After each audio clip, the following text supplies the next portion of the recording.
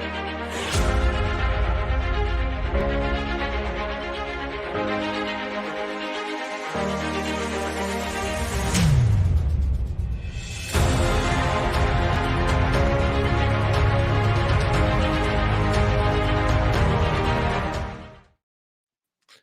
right, what is up? Welcome to the Spoiler Kings. My name is Tank Kramer.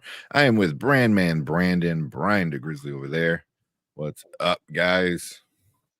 Same old. Yeah. Had a relaxing Memorial Day. Just sat around and caught up on rest and cleaned, really. Watched a lot of TV. Yeah. No barbecue? No barbecue food or anything? No barbecue. I was hanging out and doing a lot the last couple days. No, it's beach season. So Brandman is using his Kinergy right now to make sure that he's ready for the beach. That's what he was doing. That's what's going on. Don't let him tell you anything else. That's what's happening. Yeah. We've seen those pictures, man. That's when these first pictures out there, like, what is this man doing?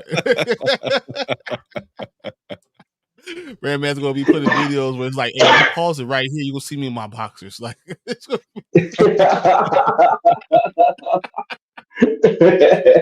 I was laughing so hard when I was thinking that. I was like, man, what? That's great. Talk about beach. That is no shame. There you go. Mama Bear said Brandon's definitely ready for the beach. Oh man, that's so funny. But cool. Yeah, man. Memorial Day. Did you do anything fun, Brian? No, I was putting my basement together, so I had electrician in here. Ooh, I now have 13 outlets throughout the basement. Yeah, damn. Anywhere I go, you never know. You just like throw a plug and land somewhere. Yeah. It's a decent sized basement though. It's maybe 700-800 square feet. So like that's pretty nice. Yeah. So big basement. I have a room here and then I have 2 rooms over there. So let's put electrical everywhere. And then we put up ceiling fans and then all the window treatments all up today. So we're like, yeah, today's a work day. Today was a housework day. So. I barbecued yesterday, so I made sure we had barbecue today. Okay. I was saying, how'd you get a contractor out Cool. there? He's just awesome. You know, Mike. Awesome. That's good. Big ups to Mike. Thanks for coming out. You know that up. Yeah. But cool. Who we got in the chat? Of course, we got Derpy coming in first. Derpy. Appreciate it, Derp. Brandon Davis. What is hey, Brandon. Finally saw Kingdom of Planet of the Apes. It was it was alright. Yeah. It was fine. You know, like I said last time, I preferred any of the last 3 much more. It was it was fine enough, I guess, if I had to describe it. Yeah, it was cool. There's room for improvement, but yeah. Did more world build. I'm sorry, I didn't mean it. No, go ahead. No, like I said last time. Yeah, I like that it did more world building beyond Caesar, which was cool. I liked that there was a time jump. Yeah. You know. Was it like 300 years? Was it? Yeah, it was like a 300-year time jump. Yeah. It was a passable, confusing ending. It was the ending for sequels. That's what it was. You know, that's all it was. Which is okay. I would have preferred a little bit more solid ending, but they're setting up another trilogy. So yeah, I have a problem with Planet of the Apes anyway. So it's just what it is. You know how Planet of the Apes started, right? Because Planet of the Apes, it wasn't Planet of the Apes first. Like it was a book. It was a book. The actual. I thought you meant like in the franchise, but like the actual like thing. Yeah. It was a book. I forgot what it was called. It was like by a French guy, wasn't it? It was like Monkey Planet. Yeah, it was Monkey Planet. Pierre Boulez. Yeah. Racial stuff and all that other stuff, and I was like, so it's I've always had a problematic relationship with the movie in itself. But there's some that the origin story was always good to me because they explained it a lot better, and the further out it goes, the more problematic I feel it is for me. But overall, it's a show. Yeah, that was good. Mhm. Entertaining enough. Enough. And of course, Mama Bear in the house. Hello, boys. Yeah. And then because she usually is on another show on Mondays, and she said host had a migraine, so I'm all yours. Yeah, those migraines suck. But you come in here. Mhm. I mean, I'm not happy that he had a migraine or she had I'm just saying I'm glad Mama Bear's here. That's all I'm saying. Yeah. Same. Derby said I ate so much food. I'm in a food coma. Yeah, I ate too much food. Yeah, that makes sense. Yeah. Sometimes those are the best feelings. Yeah. You don't know. You don't remember that day. You haven't probably had a meal in 4 months. No, I said you haven't had a real meal. A real meal. You've been eating carrots and celery sticks and stuff that goes down real easy. Yeah, it comes out real easy too. It just goes right through. That's the whole point of it. No stop. Oh man. I remember when I was really into getting into working out, I was like, oh shit, I love the bodybuilding stuff. I thought it was super cool. It's super crazy. And then at the part you're not trained to be a bodybuilder, you're just training and losing weight and cutting and all that shit. And then I started talking and hanging out with more people who were at a level where they're doing shows and shit.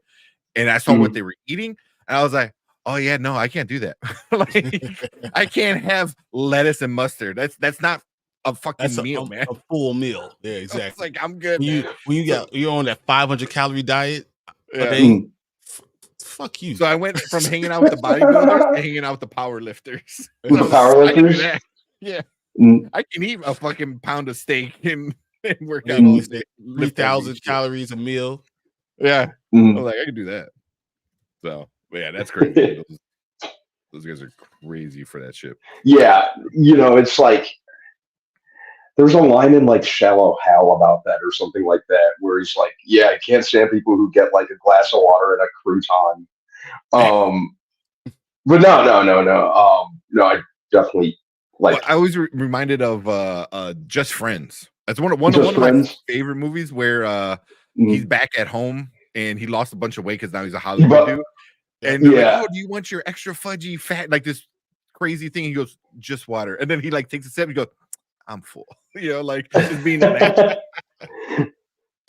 That's one of the more underrated Ryan Reynolds movies too. Yeah, Ryan Reynolds was doing killer. I don't know. I don't mind rom-coms. I mean, a lot of people don't like them. I think he was making some great rom-coms. Definitely Maybe is one of my favorite movies. Definitely Maybe. Yes. Oh, I like Definitely Maybe. I like Just Friends. I thought the first 10 minutes of Just Friends of him in the fat suit were just absolutely hilarious. The best when he's doing the ice song. Yeah, that was funny at the end. That was great. Didn't he do another romantic comedy? I can't remember, but he had a couple. The Proposal. Proposal. That's the one. That's the one. Sandra Bullock. Yeah, that was a good one. How did he go from Van Wilder, who's just then rom-coms, and now he's Deadpool, comic book, and now he's Deadpool. Because because remember he had that hot streak for a minute, and then his career kind of stalled out a little bit, or was kind of on the decline, starting from Green Lantern, for a couple of years, and then Deadpool got made, and it just put him right back on the top. I love Waiting was another good one. Waiting was really good. Although because that came out the same year as Just Friends, if I remember correctly. Pretty. Yeah, he was on a hot streak that year because he had he had Amityville Horror earlier that year, which wasn't the greatest movie, but I think it still did pretty decently. And then he had Just Friends and Waiting like back to back. I think his downturn started with Blade 3. Yeah, which remember was 2004. It was like the year before Amityville Horror and Waiting. So I like him in that movie. Oh, I couldn't stand him in it. No, I liked him because like it reminded me. I'm like, oh, this is like Deadpool. Like it reminded me with the swords and everything. I'm like, this is like and I even thought that at first. I'm like, is this supposed to be Deadpool? You know, I think that was probably where it started. Yeah, I feel like that's the role that kind of made him a shoe-in for Deadpool, much as I couldn't stand him at the time in that movie. Yeah, he didn't do R.I.P.D. Yeah, R.I.P.D. was just trash. Buried, I like Buried. Selfless was okay. I didn't hate it. Yeah, Buried was when I was. Buried came out around the time that I was really starting to like Ryan Reynolds, so it just upset me. And then, but he was great in it though. I thought he had that one crazy movie, The Voices, that he made like right before Deadpool, which is like a super super dark comedy. Yeah. But he's funny. Like I like him in rom-coms. I like him in regular comedies. I like him in action movies. I mean, he does really, really well. I mean, Ryan Reynolds is likable. That's what he does. He sells likability. Like you see Ryan Reynolds and you're like, Canadians are awesome. that's where it comes down to. So you know what? All Canadians are awesome just because of Ryan Reynolds right now. I mean, that's just how it goes. I always appreciated he was always willing to try different things. You know, like he went from like rom-coms to like action with Selfless and Safe House. R.I.P.D. was kind of sucky, but at least he tries different things. Adventureland was I didn't like it, but a lot of people did. Adventureland didn't do a whole. I was kind of like middle of the road on that one. It was fine. I think it was kind of misadvertised as like more of a straight up comedy, and it was more of like a dramedy. And Spirited, like he'll do something like Spirited, which I'm like, at least you tried. Like it's not good, but and you know, like even with Spirited, like he wasn't even the problem with it. The whole idea. Yeah, it was a problem. The whole thing. All right, we've been in 15 minutes. Let's get going. Real quick, I'm just skip through a few. So Brandon Davis said, "I'm not tuning in. I just wanted to stop in and say what's up and drop a like. We always appreciate whatever you're doing. I'm sure it's good because I've been watching your post and I'm hoping I know what you're doing. So that's awesome. Yeah. Okay. All right. I'm not sure. I gotta look that up, but see what you're talking about. And then Tony, what's up, Tony? He goes, "Damn, my shit. Oily Kings are here." That's awesome. Exactly. I like that. I see, Tony. I got retwisted, man, but I doubled up on my dreads now, so I braided up all the dreads. Oh, kind of try to contain some of it. We got Anzo. What's up, Anzo? Dude, it's my boy. View with Drew. What is up? Thanks, Drew. I still love the background. Then I think Devon Griffin. I think you're new here. I haven't seen you here, so thank you for showing up, being part of the show. Did you all see Chucky season 3? I've been catching up on it. Okay. Yeah, I think you're Brian. You haven't been watching her? I have not been watching. I've been watching Evil. I've been watching, of course, Interview with the Vampire. I've been catching up on just a lot of different things. So I mean, I know Brandon was big into the first couple seasons, right? Yeah. The first season of Chucky I really liked. The second one, the second one was okay. I liked it a little bit less than the first one. Still enjoyed it enough. This new one, I don't think I formed a decision on it just yet. Okay. But I think the show does kind of have a shelf life. I don't know. I don't think Don Mancini should go too crazy with the number of seasons. I think maybe like after this one, maybe one more. But he's talking about writing and directing another movie. I think it should end with a movie. It should end with a movie. That's how I see it. Yeah. Like if you do three seasons of a show and it ended with a great movie, I think that will really work. Mm-hmm. Yeah. But I do like it a lot. I did like it a lot more than I expected to, because originally I thought it was going to be dumb. I thought it, yeah. But yeah, I ended up liking it a lot more than I expected to. Yeah. Okay. And it's something eventually I'll watch. My wife is weird. She like is in love with Chucky. She like I'm like, even when she was little, I was like one of the first things she told me. I was like, it was like 15 years ago. We were like, you're in love with Chucky? What the hell's wrong with you, lady? And it's funny because Child's Play was like, as a kid, was like the very first thing that legitimately terrified me. Yeah, same. I had My Buddy. That was like My Buddy. Like, I had My Buddy too. Yeah, and then Chucky came out, and I'm like, burn that fucking thing. Like, don't throw it away. Burn it. Like, I need to see it burnt. Dude, like I don't remember, but I know like stories throughout the years that my parents were like, it was in the room with me like all the time. And then the movie came out, and it was just like no, like you wake up in the morning and you see him just chilling in the back, like looking at you. Yeah, so it was like that's gotta be interesting. Like you sell a toy and it does really well enough where they make a movie, but then they make a scary movie from it, and now it's like terrorizing an entire generation. So, yeah. That's all right. Travis, what's up? It said waiting's amazing. Even the direct-to-video sequel, Still Waiting, makes me laugh. That was a good sequel. Never saw the sequel. It undid a lot of the stuff that the first one did, if I remember correctly. It was okay.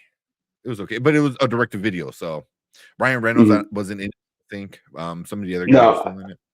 I think like 2 or 3 of the same people from the original were in it. Yeah, like Andy Milonakis and Justin Long had a very brief cameo in it towards the end.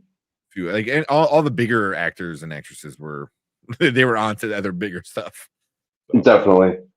Yeah. Tony says tight.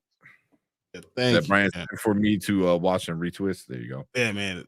You know what? It's nothing better than when because you had dreads. A lot of times you don't wash your hair. You know, you let it stay there. You wait till they wash it. I go every 4 weeks like clockwork, because there's nothing better when she's washing my hair. I'm like, oh my god. You know, all of a sudden, it's like tapping. You're like, oh, that's what I need. Wow, that's funny. Travis said, "Mommy, why is the Chucky whispering the X-Men theme song when I sleep?" I ruined like 2 like franchises of that game. They gotta do it all slow and menacing. Oh man. No. We gotta record it and like put it in that thing and like slow it down. Oh man. It said my cousin used to have a dummy in her room, which scared the hell out of me. Ventriloquist dummies are terrifying. Can you imagine like the neck turning all the way around? It's terrifying. Yeah. Let me get one thing. We'll jump into Interview with the Vampire. Guys, I don't know if you saw this, but oh my goodness, they know how to make a damn show. That they do, man. Sure does. Sure do. Come on. I'm like, man, come on, give me more. When the show ends, I'm like, it was only an hour. That was it. That's all you give me every week. Let me see if it's got looks good or not. And it's got like a ton of rewatch value. Like I find myself rewatching each episode. Sometimes even like right after I finish it the first time, I'll just rewatch it. Yeah, it's like TiVo every episode. You might as well. Like I pause it, I tell someone about it, and then I go back to it And now my wife was watching it with me, and she was like, "Do you not notice this is a cult?" And I was like, "Yes, it is." To me, it was like a gang. And then she was like, "No, look what a definition of a cult is." And I was like, "Oh." And talking between people really kind of gets other people's opinions, and I love hearing it. I love just seeing what you see. Everyone sees a little bit different, and yeah, it's very enjoyable because at the end of the day, I told her like they just do a great job with each character, developing them week after week, and I care. I care about what's going on. Like I'm voting for Claudia, who's like going to kill everybody. Like I'm all for it. Like let's go. Knowing I know the ending. Yeah, I'm enjoying the journey. It's crazy. Yeah, I'm digging it a lot too. Even like you said, even though you know where it ends, the journey, and also they're doing so. If you've seen the movie, it's like they're doing stuff way more than the movie because it seems like they're adding different books. I never read any of the other books, but it seems like they're putting things of Vampire Armand in it. This one, the Vampire Lestat, that's the third book.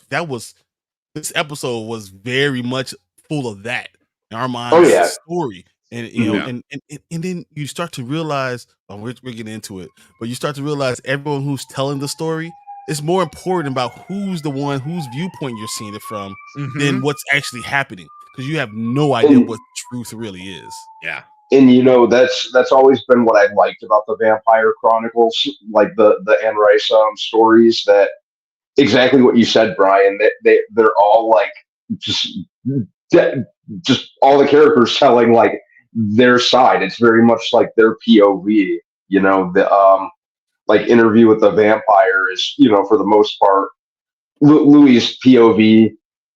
Vampire Lestat, is how Lestat saw things, him kind of setting the record straight, and him going into his own backstory, and this is what happened, this is what happened, this is what happened. And Vampire Armand is very much the same thing. Like pretty much each Vampire Chronicles story. That's what I've always liked about Anne Rice. That like each book has a very distinct and different voice than the one before it. Yeah.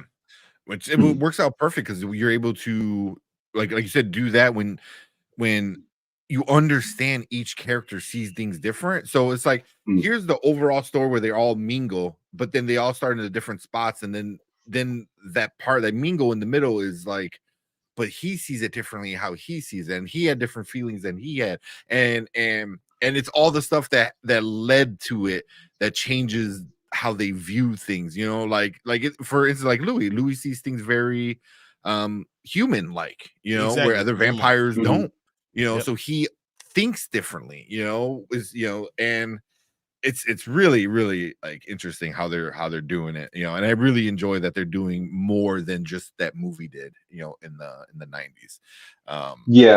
But it was fine as an adaptation. It just it just didn't do they give themselves more space with what they can do. There's more breathing room in the form of a series. I think a series, and this kind of goes for a lot of books. Maybe like series are the ways to adapt them. Yeah, I think so. Here's another thing: they're using different directors on different episodes, so you see different people's point of view. So once again, Anne Rice is doing it from different people's point of view, and then we're getting different directors doing these points of view, and you can see the difference in each one. And I thought that's pretty awesome. They're doing, the details are so well done. It's not like a show; it's like a movie every single week.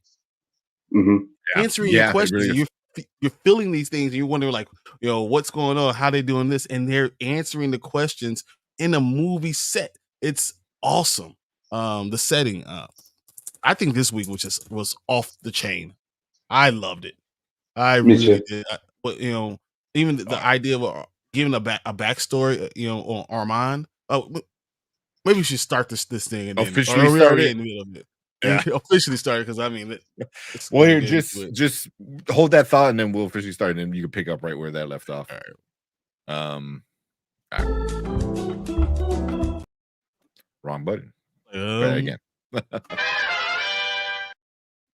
All right, welcome to the Spoiler Kings. My name is Tank Kramer with Brandman Brandon, Brian the Grizzly, and we are going to talk about Interview the Vampire, Episode 3, No Pain. Nice, easy, short title this time, but very, very good title. Oh man, so it's really, yeah. So well, you're good. You want to finish what you were saying? Right, more than I was saying, the beginnings, seeing the vampire Armand through a different set of eyes, his beginning story, understanding how he never wanted to be a leader and how he kind of fell into it, right? And then how he had his coven, but he was leading it, but he no longer believed in it, and then how he let it be torn apart and reshaped, and then was able to take it from what Lestat did, and breathe it again. Like he's like, oh, the cover's gone, and he was able to kind of breathe new life into it. So, and then it was even weird because even when though Lestat used him to get what he wanted, he still kept it going. He still financially made sure it was still going. So, like, it's weird even when you see it through Armand's eyes, while you see Lestat through his eyes. It's not. It doesn't really go with what's going on. It doesn't really make, he only cares about everyone else. Then why would he make sure financially you're okay? Like, There's so many like just things, hidden things that are just in there. You're like, what? That doesn't make any sense. You're changing what's going on. You're changing your opinion because it's from your point of view, not necessarily what the truth is. So good. Yeah. So where is it? Horgeek said they showed Nicholas. I believe Nicholas was the guy that was talking to Daniel in the restaurant, right? Even bringing those people to get. I have no idea what the hell that is. Like, I'm new to a lot of this stuff, and I'm like, is it they hacked his computer, and now I'm like, oh shit, this is really gonna be good because like, is it the government? Is it another secret agency? Is it like vampire hunters? It's like, what the fuck is this? I'm like so interested in it now. It is a different secret agency though. Like from what I know about it, it's a secret agency that keeps tabs on vampires. Yeah, Talmaskins. Yeah. Okay. And so like they're their own entity in itself. Yeah. So Nick is Lestat's first level. Ooh, oh, really? Okay. When do we see? I mean, that might be book stuff, so that might be like down the line in like Vampire Lestat kind of story when we get to that. Because no. So remember Armand? Oh, no, Nicholas is. Yeah, remember Armand? It takes him away, and he's showing all his power and all that stuff because he was trying to get and he's walking with him in the memory. Okay, yeah, he's walking with him, and Armand takes him, and Lestat has to come to the coven to retrieve him. And he comes in with the big Jesus on the cross. Yeah, not just like a cross. He took it straight out of the church, like, and brought it in there. It was crazy. And then he told them about themselves and said everything that Armand was thinking. He said, "I've been thinking this for the last 6 months." He let basically tear the coven apart and walk out with them. Yeah. It was crazy. Yeah. That whole thing was crazy. We got Kenny Sparks. What's up, Kenny? What up, Kenny? Happy Memorial Day, man. Yeah. Okay. Yeah, because I was getting confused. I'm like, which one was Nick? But okay, yeah, that makes, I remember now. Yeah. Nick was mentioned in season 1. Yeah. Okay. Because that's super cool because then you see like Lestat, all him dealing with that and him seeing powers, and he's like, how do you have those powers? Like, how'd you do that? Like, he's so intrigued, and it's really interesting because like so far in the show we haven't seen Lestat be like that. We haven't seen him like crave something like, I want this. What I want this power that you have, and it kind of, it's a different view from, because he was always the one in charge, but even still he was able to manipulate and and they say it in the show in this episode where Armand was saying like he has that Lestat has this way of like charm where people are just like drawn to him, and you watch him and you just want to like him. And I was like, I feel ever since they like killed him, I start to like him more. But then you kind of remember even in this episode where Claudia's like Claudia, oh my god. So that's why you're like, oh man, Lestat's not that bad of a guy. And at the end, you're like, oh no, he's you forget because you love this how evil and manipulative Lestat is. That you forget that he is a bad person.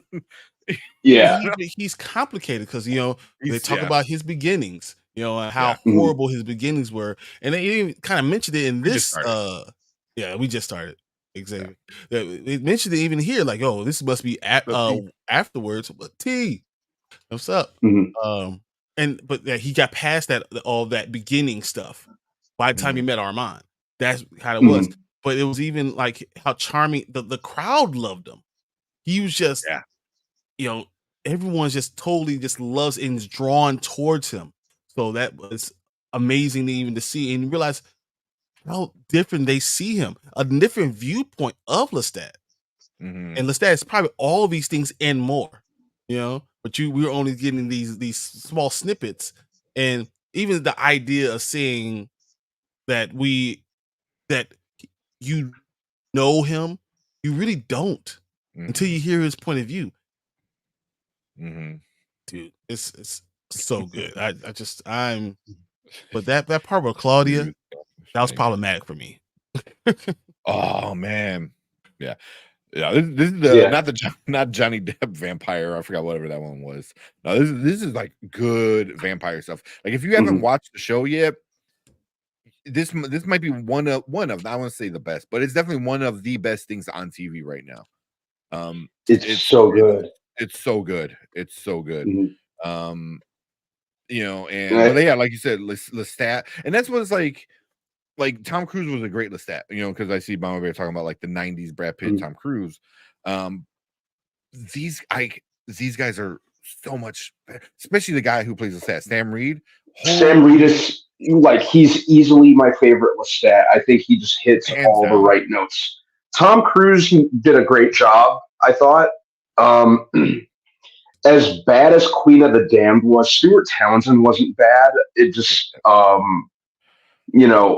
he was fine, I thought. But Sam Reed just really embodies the character for me. They got the look of him. He sounds closer to what I always kind of envisioned Lestat to sound like. But he's not French. Like it blows my mind that this guy's not French. I'm like, that's a French dude talking. Yeah.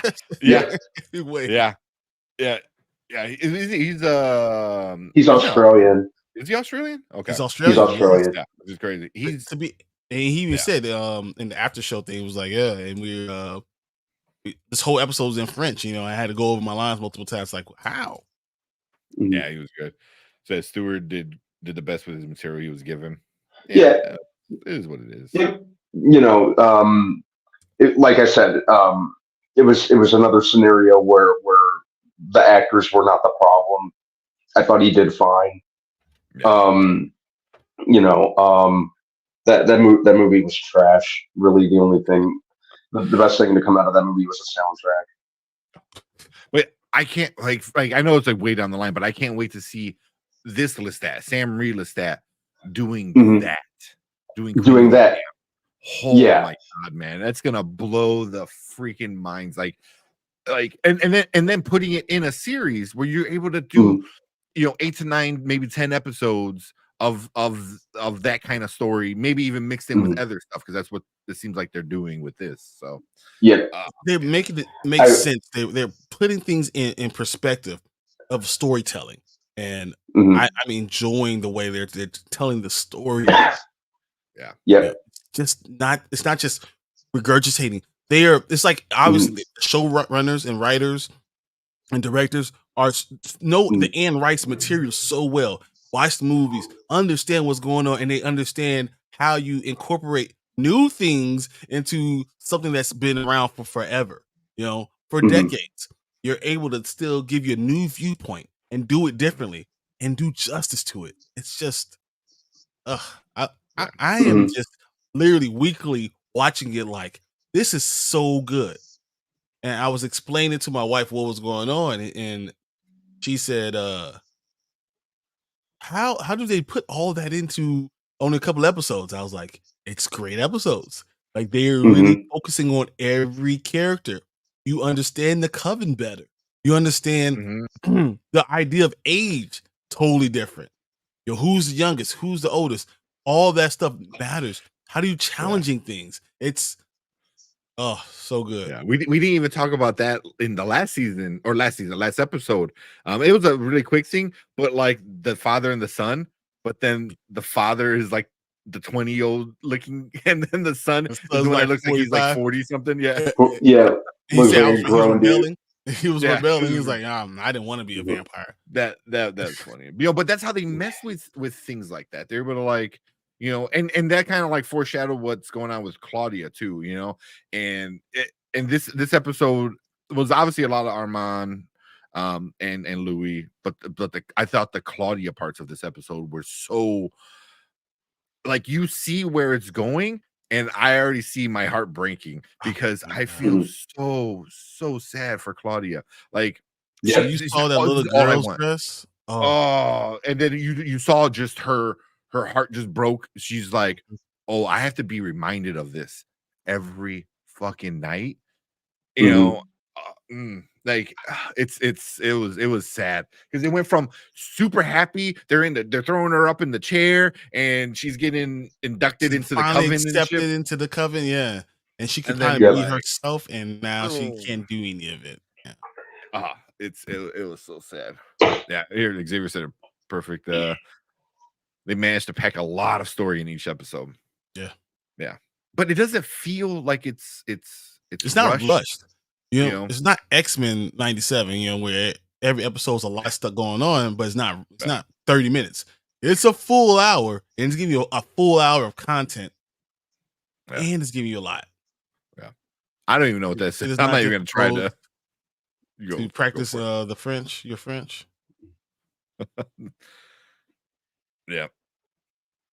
Ce n'est pas difficile. Well, Mama Bear's Canadian, right? You're French Canadian. Le français. So yeah. All right. Let's see. Horror Geek said Louis' depression reminds Lestat of Nicholas, which is why he fell in love with him. Ooh. Yeah. That'd be cool. Yeah. I'm guessing they talked about that though. Backstory next season. Yeah. That Nicholas thing. So they talked about it. He's like, so he changed them, and Armand said it didn't take, right? He wasn't strong enough, right? Yeah. Because he could tell someone's gonna go mad that they could not do it. He's what did Lestat say? Like he will rise or rise through it or something like that. I forget what. And Armand said, no, he won't. No, he won't. Yeah. So. I've seen it before. I mean, he's like, I've seen it before, and he told the same thing to Louis. He told the same thing to Louis about Claudia. She won't be there long. Yeah, she's too young. Like, she doesn't know how to process like it or something like that. What he said, but the idea of being 14 when you're supposed to be something that's 25, 26 at least. The idea of being 14, always seen as that little girl. Like, you'll never be considered an adult. Never be considered an adult, But so when she got inducted, there's the 5 rules. I don't remember all of them, but she seemed to have already broken almost all of them, right? If not all of them. What do you guys think about that? Is that like a lot of like foreshadowing? Like, she's already broken the rules before she's joined the group. So, what do you guys think about like that whole thing? I think all of them have, though. Yeah. Oh. So, though these are the 5 rules, but you really don't worry about those rules until you become part of the coven. And you're trying to when you're talking about it, like, you're trying to, still stay by those rules, but all of them are breaking those rules. And I think the foreshadowing I saw was when Daniel saw the place burning down. That was really the foreshadowing. So what's really going to happen inside? What's happening from inside? She's going to cause it to burn it down. It's gonna be her. Yeah. You think it's gonna be her? That'd be interesting. Because like I just thought the sprinkle of Daniel being distracted during the interviews was so interesting because like as the viewer you're sucked into whatever story is being told by Louis and Armand, but now like purposefully like they made the keyboard click louder. He's slamming on the keyboard, he's not paying attention, and you can tell he's obviously distracted because when he comes back into the conversation he doesn't know what to say. He goes, yeah, so what about Claudia? He was like, what? Like like we weren't even talking about that, bro. Like you could tell he was like somewhere else, but you saw the fear in his eyes because like you're doing something naughty should not in be front doing. of you shouldn't be doing in front of right next to the people that After you shouldn't Armand be doing in front of. Just after Armand just told you, I threw Lestat around, like across the room. Lestat, the guy from all the stuff you heard before, I threw him around. Mhm. You want to mess with me? Yeah. Well, even Rashid, fire just come out of my hand. Yeah. Rashid was like, "Oh, he can kill us whenever he wants, but whenever he wants." Yeah. Like, mm-hmm. Is he not? Yeah. I don't know. What you said? Compare both Claudia dress scenes this season. Oh yeah. So you remember when she went to the seamstress and she put her in this beautiful dress? Oh yeah. When she was feeling older. Feeling like she was finally being taken like a woman, being looked at as a woman. And now this one, when she's finally being accepted to the coven, but then they're giving her this little girl's dress. And I'm going to play your mom, and we're going to do all this stuff. And it's like, it's those scenes when you compare them are just amazing. Mm-hmm. And you feel so sad, but that's still not the saddest I felt in this episode for Claudia. No, we're probably getting into that, but like again, I got a shout out to I keep forgetting her name, Delaney, the actress who's playing Claudia. Mm-hmm.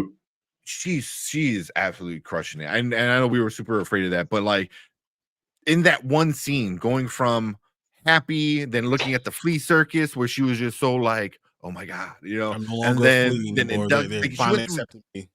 Oh my god, she just went through all the emotions, and then at the peak happiness is when they just brought her down to like probably one of her lowest that she's been at, since she's been a vampire, and it was just like, wow, and then all this happened right after she gave this like horrible speech about being under the floorboards and being pinned down and this and that. And I was like, that hit me, bro.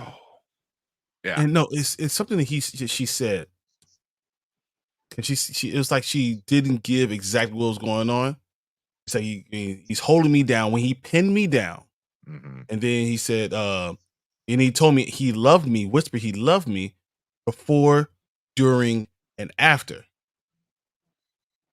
So I rewind it again, and I'm looking at it like I say before, during, and after. So what was Lestat doing to her before, during, and after? While he's telling her, whispering, "I love you." Yeah. That's that. I was thinking the same because she said that a few times. She said before, during, and after, like what three times or something like that. And then that's when I think it went to Louis, and Louis just sitting there like, what the fuck? This is what he was doing. Yeah. Because Lestat, is very fluid, man, woman, bear, it don't matter, he's just a fluid dude, it's whatever. Yeah. But he's literally doing that to someone that, under his protection. And now you understand Claudia's rage and why she ran away and all this stuff. You thought it was just Louis not loving her, but it's more. Yeah. More. And that's devastating. Yeah. That was an intense scene because like Louis already confessed that to Armand it's Lestat, blah blah blah. So now Louis has this whole anxiety of like, I gotta tell Claudia, or are they going to kill her because of me?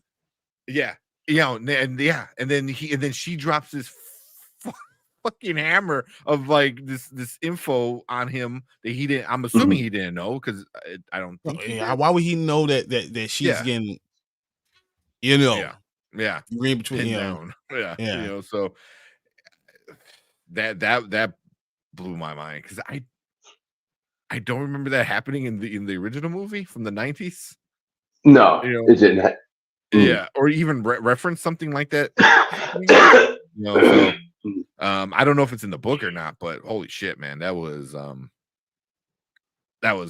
I think having her repeat it was like really good from the writers because it's like no, you need to sit and think about this for a second and realize what she's saying and what she's telling Louis and what she's telling the audience, like the viewers like us. Man, So, but also that was rough. remember, this is not the first time she's dealt with it. Yeah. Remember, Claudia also, what the other vampire did to her. Yeah. Mhm. When she was like college or whatever, right? Something And when she went away, it was like Yep.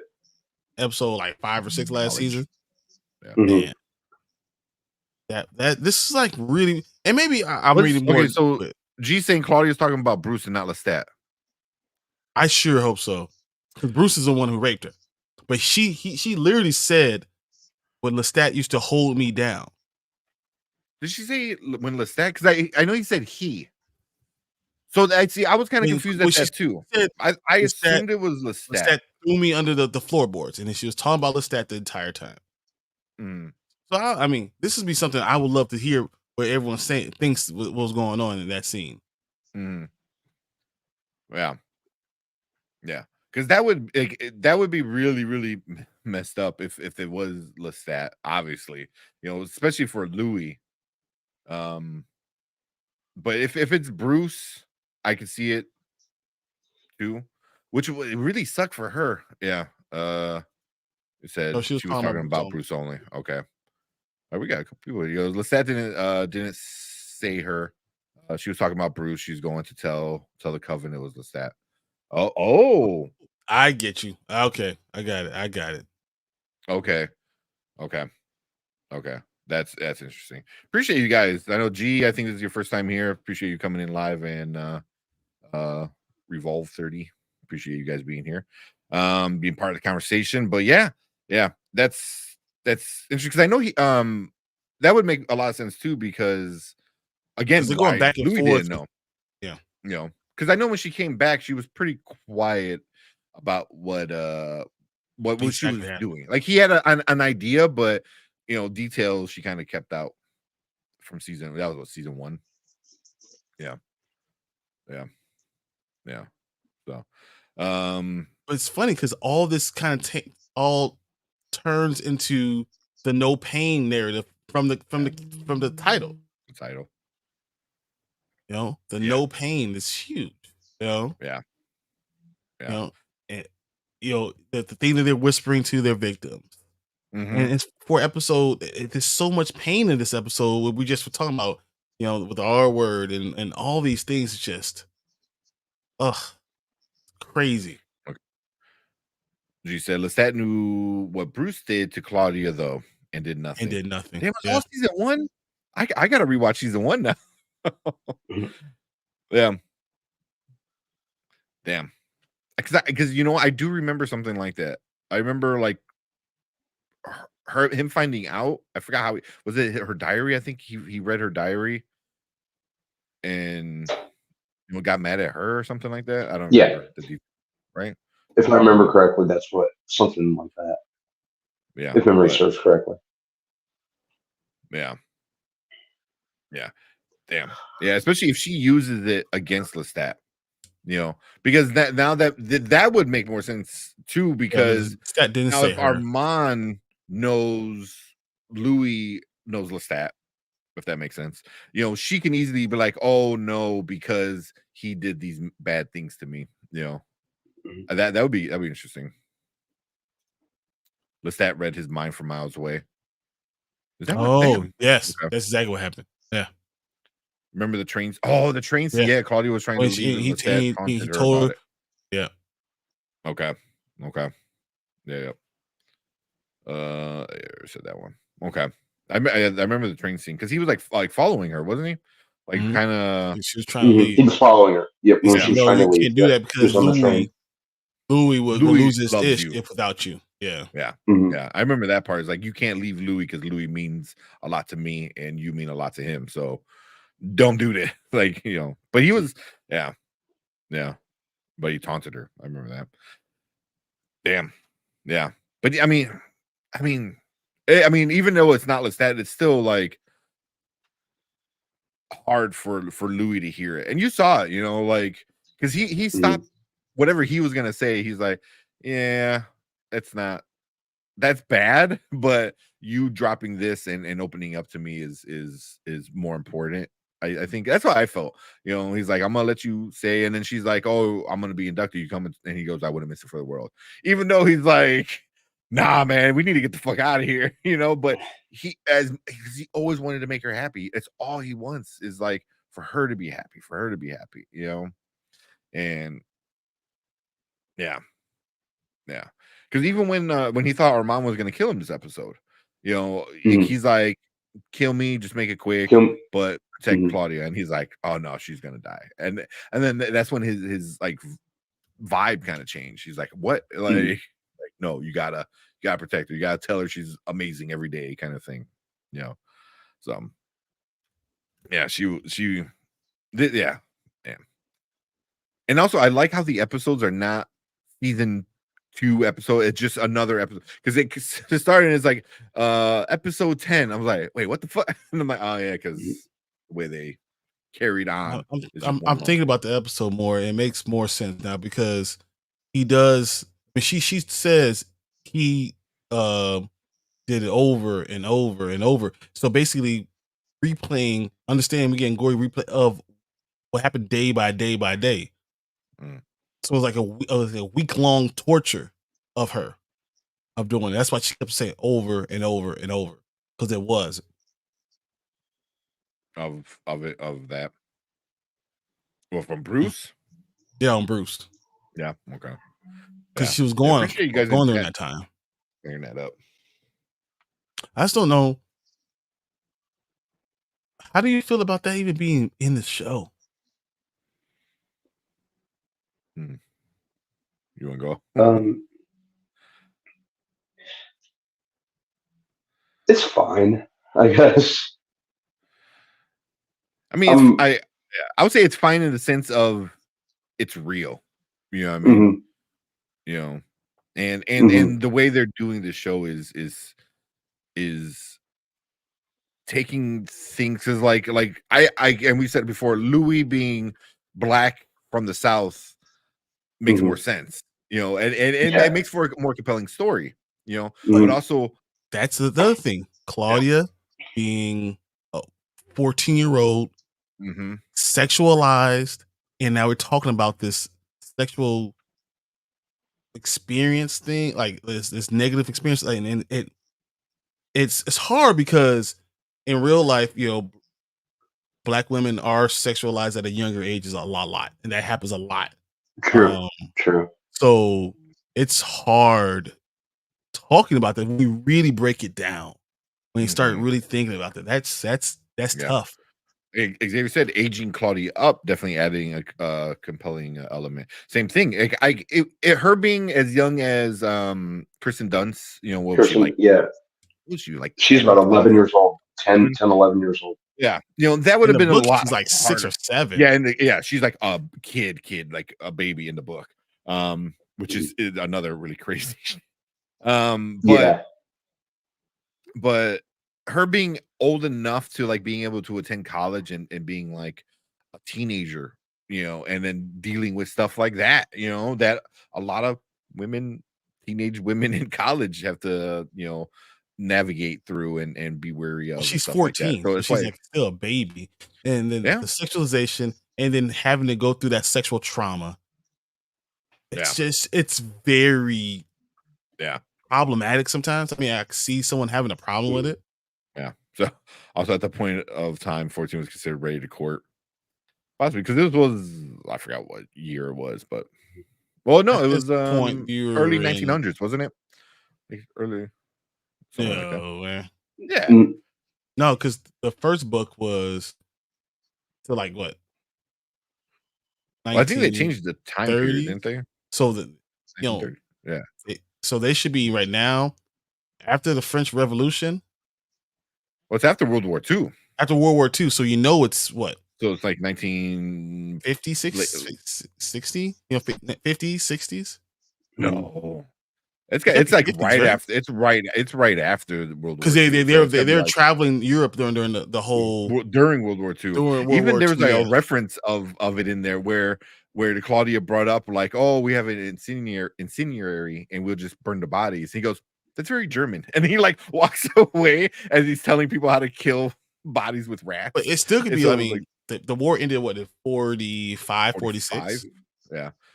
Yeah. So it could still be like late Still 40s. be like Yeah, they're in the 40s. late 40s, early 50s. Yeah. That's why I thought like probably late 40s. That's what I was assuming, because it's still like it seems like that time frame, Within like 2 very years. post war kind of stuff. Yeah. Okay, great. I was thinking of Time Zone. Maybe by our standards, then she would have been a young woman. Yeah.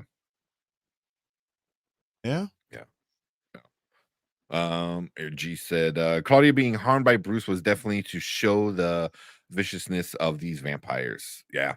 And don't forget, Lestat said European vampires are worse, and Bruce Makers was European, according to him. Yep. Oh shit. Okay. Yeah. And I love how she brought that up again. She goes, "Oh, Lestat said the European vampires are worse," but then she goes and tells a story. She goes, "What can be worse than this? Worse than I went through in America." So yeah. So that whole thing is going to be really, really interesting. When it gets to that point of who's more messed up. Lestat, the American vampires, the European vampires. It's. I mean, this whole show is just about how messed up everybody is. It doesn't even matter if you're living or undead, whatever it's called. Yeah. I mean, it have a lot of stuff I'm going not on. just, I know what you're talking about, like Mama Bear. But I mean, the whole thing in the show, they talk about things in the time, like in the first season, Louis owning property was a big deal to a lot of these people, and and people didn't like it. Things, things being happening in the times that the show takes place makes sense. So yeah, 14-year-old is might be considered older back then than they are now, but it's still like some things are always universally bad no matter what time. And but it's damn, man, just that whole thing with Bruce, and appreciate all you guys in chat talking, like clearing that up, because that just it makes it so rough for Claudia, man. It just I feel so like legit heartbroken for her. Like it's she like I get she probably appreciates like not dying in the fire, but also like, can I not be a kid? Can being trapped. Being trapped in a kid's body for eternity. They even touched on. Well, they did a deep dive of that in season 1. That's always been the plight of the character. And even though they did age up the character a little bit, the point still stands.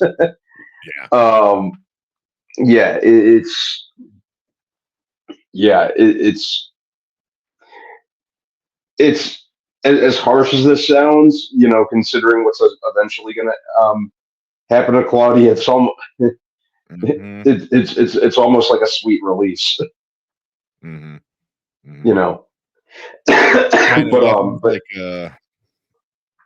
like mercy almost at this at a certain point, but you can see this I think is the beginning of the end.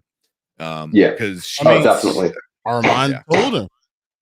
Armand told Louis he already hinted he won't at be it. there long. It's not going to happen. I've seen it happen before. I've been around for a lot longer than you've been and even thought about.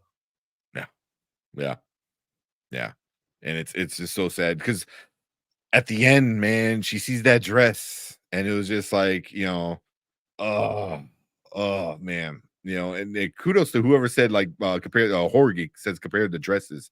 That's I didn't even think about that. Where like a couple episodes ago was it, or even last episode, but the other dress, she sees the fancy. I want to be a pretty woman, and now here's another dress. Like you're gonna be a kid every single night. Over and over and feel and and thing that you but hate. it's almost like, but it's like this is what you wanted though. You wanted to be part of the group. To be part of the group. This is how you fit in with it, and it's just like careful what you wish for kind of thing almost. Mhm. No, that's exactly it.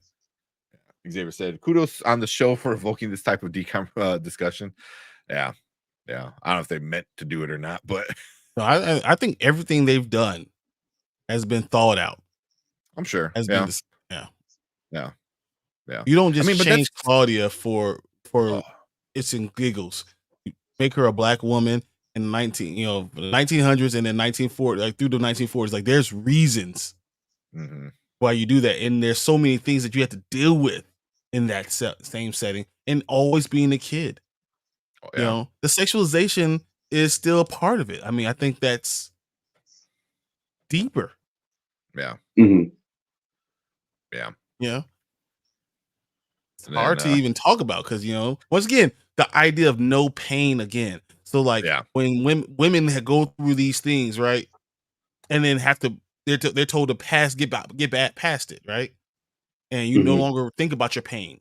You think about like that's on the side. I don't have to worry about no pain right now. It's in my mind. I need to put that in the back burner. It's just so much trauma in this episode. It's kind of crazy. A simple title like "No Pain." It's just like the complete opposite. It's like title "No Pain," and it's nothing but pain and painful memories and painful thoughts and yeah. So Kevin Davis said, "True Blood is better vampire show. It's more groundbreaking." I like True Blood. It was fine. I don't know if it was groundbreaking because I think looking at something in the 40s and not even the 40s, like the 1900s, talking about slavery times and all that stuff. That's just a black man owning land. All those things are crazy. Yeah. The whole why vampire media is obsessed with that whole Confederate slave time kind of thing. Yeah. And it's not the first time I think a vampire story has been told like that, but True Blood cannot compare to this show. Please. I was never like too huge into True Blood. I thought it was okay. I thought it wasn't. Yeah, I thought it was much. It wasn't like every week. Yeah. Sorry, man. Go ahead. I didn't mean to cut you off. No. No. And like when it comes to like vampires, I'm kind of like choosy about like what I can really get into. Like this, I really like. Like other vampire media, like Blade, Fright Night, stuff like that. I like. But overall, it's kind of hit or miss for me. Like I said, like True Blood, I was never too big on. Obviously, Twilight was never my jam. So I'm kind of picky when it comes to like vampire media. Yeah. Oh yeah. Horror Geek, that is 100%. The True Blood felt more like a mature CW show. 100%. Absolutely. Absolutely. It's like if CW was able to put like titties on screen and have sex all the time. Yeah. Oh, yeah. Like I said, I liked it, but the picky I get, because like especially vampires are very played out. I guess overdone. I would say overdone. And then once they get popular again, it's overdone even more. The whole Twilight thing, and then whether you like it or not, it's just it got popular, and then here's a bunch more vampire stuff, you know. So it's just like, Mhm. you know, you get tired of it a little bit. So a show like this coming out where people are already love the source material, already had a Yeah. good movie that a lot of people loved in the 90s, you know. And then you're able to take this and like just change it still. oh my god, and you know, just like change it Add so many more and make it layers so much to it. better. Oh Yeah, my goodness. yeah. We'll start finishing up it right now. Xavier said, so what exactly happened with Mayfair Witches show to not even get half of this type of storytelling? I don't That's know. an excellent question. I don't know. Also, I gotta say the acting was so much better. It's so much better Interview with the Vampire. Everybody's so good, so Mhm. good. You Yeah. know? As much as I think we all appreciate Alexandria Daddario. Yeah. And I do appreciate her. Yeah. I think we would not have mind I won't say a better actress, but a better actress. Mhm. Yeah. I mean, And I don't know how the did you see content would the have changed, preview? but I would like to Yeah. see it. Yeah. Did you see the preview for Mayfair Witches? In No. the commercial? It wasn't anything. It just like it showed, you know, what's her Oh, the name? Flash. You know, Yeah, the dark, yeah. you know, and it had the dude's voice. I don't remember their names. And it says coming 2025. Mm. That was it. Oh no, I didn't even know there was one. Yeah. Yeah. The second season, 2025. Mhm. So yep. And Mama Bear said, yep, I'll think about it tomorrow mentality. What Brian was saying. Mm-hmm. Yeah. I'll think about it tomorrow. Just yeah. Yep. The first few seasons of True Blood were okay. Yeah. Well, I agree. I Yeah. just don't think it necessarily compares to this. It's because it's so well done. It's about our history too, and it's kind of the seed that kind of grew, you know, the United States, you know, on the backs of that, and seeing it through a different lens, and then you know it actually makes the characters more complicated. Mm-hmm. You know, so Louis is a black man in the South who was a pimp who owned land, like you know, that's gay. What? You know, how many layers can you do with that? You know, that's more than a parfait. You know, like that's and that's not even getting into he's a vampire. You haven't gotten to that part yet. You Yeah. know, that's crazy. But even like them doing what they're doing in this season is like, okay, now we're taking him out of that scenario, and we're gonna, and I saw people in our comments from the last episode is they made Louis broke, which I appreciated it more because it made him struggle, and I think the struggle made you realize like everything going on in Europe at that time, you know, with the dirty blood and the blood that doesn't taste good and all that crazy stuff, and so now you're taking those guys out and you're putting them over there mid World War II and everything like that, and you know, and now it's like, yeah, you had it bad, you know, as that, but now you're a vampire, so now you have to feel all that type of shit, but like again as a vampire. So it's like you did all, like, went through this as a human, now you gotta go through all of it again as a vampire. So it's like, bro, like this never ends for like things don't get better. Things don't get better. Yeah. You can have all the power in the world, it doesn't matter. Yeah. You know, So. but did you see how Armand looked? You know, when he had that coven and they were living in the sewers and everything, following all the rules. Yeah. You know, he looked terrible too. That was like before he met Lestat, so that's gonna be like 150 something years ago or whatever it was. It can be, or I don't know if it knew. You know, it's when's the French Revolution? Because it was like French Revolution. Yeah, that seems about right. I forgot. I don't know what year that is. Yeah, when I go to you when I go to history stuff. I was never big into European history that much. Like, I do enjoy world history, European history, because it's, I think it's so well documented.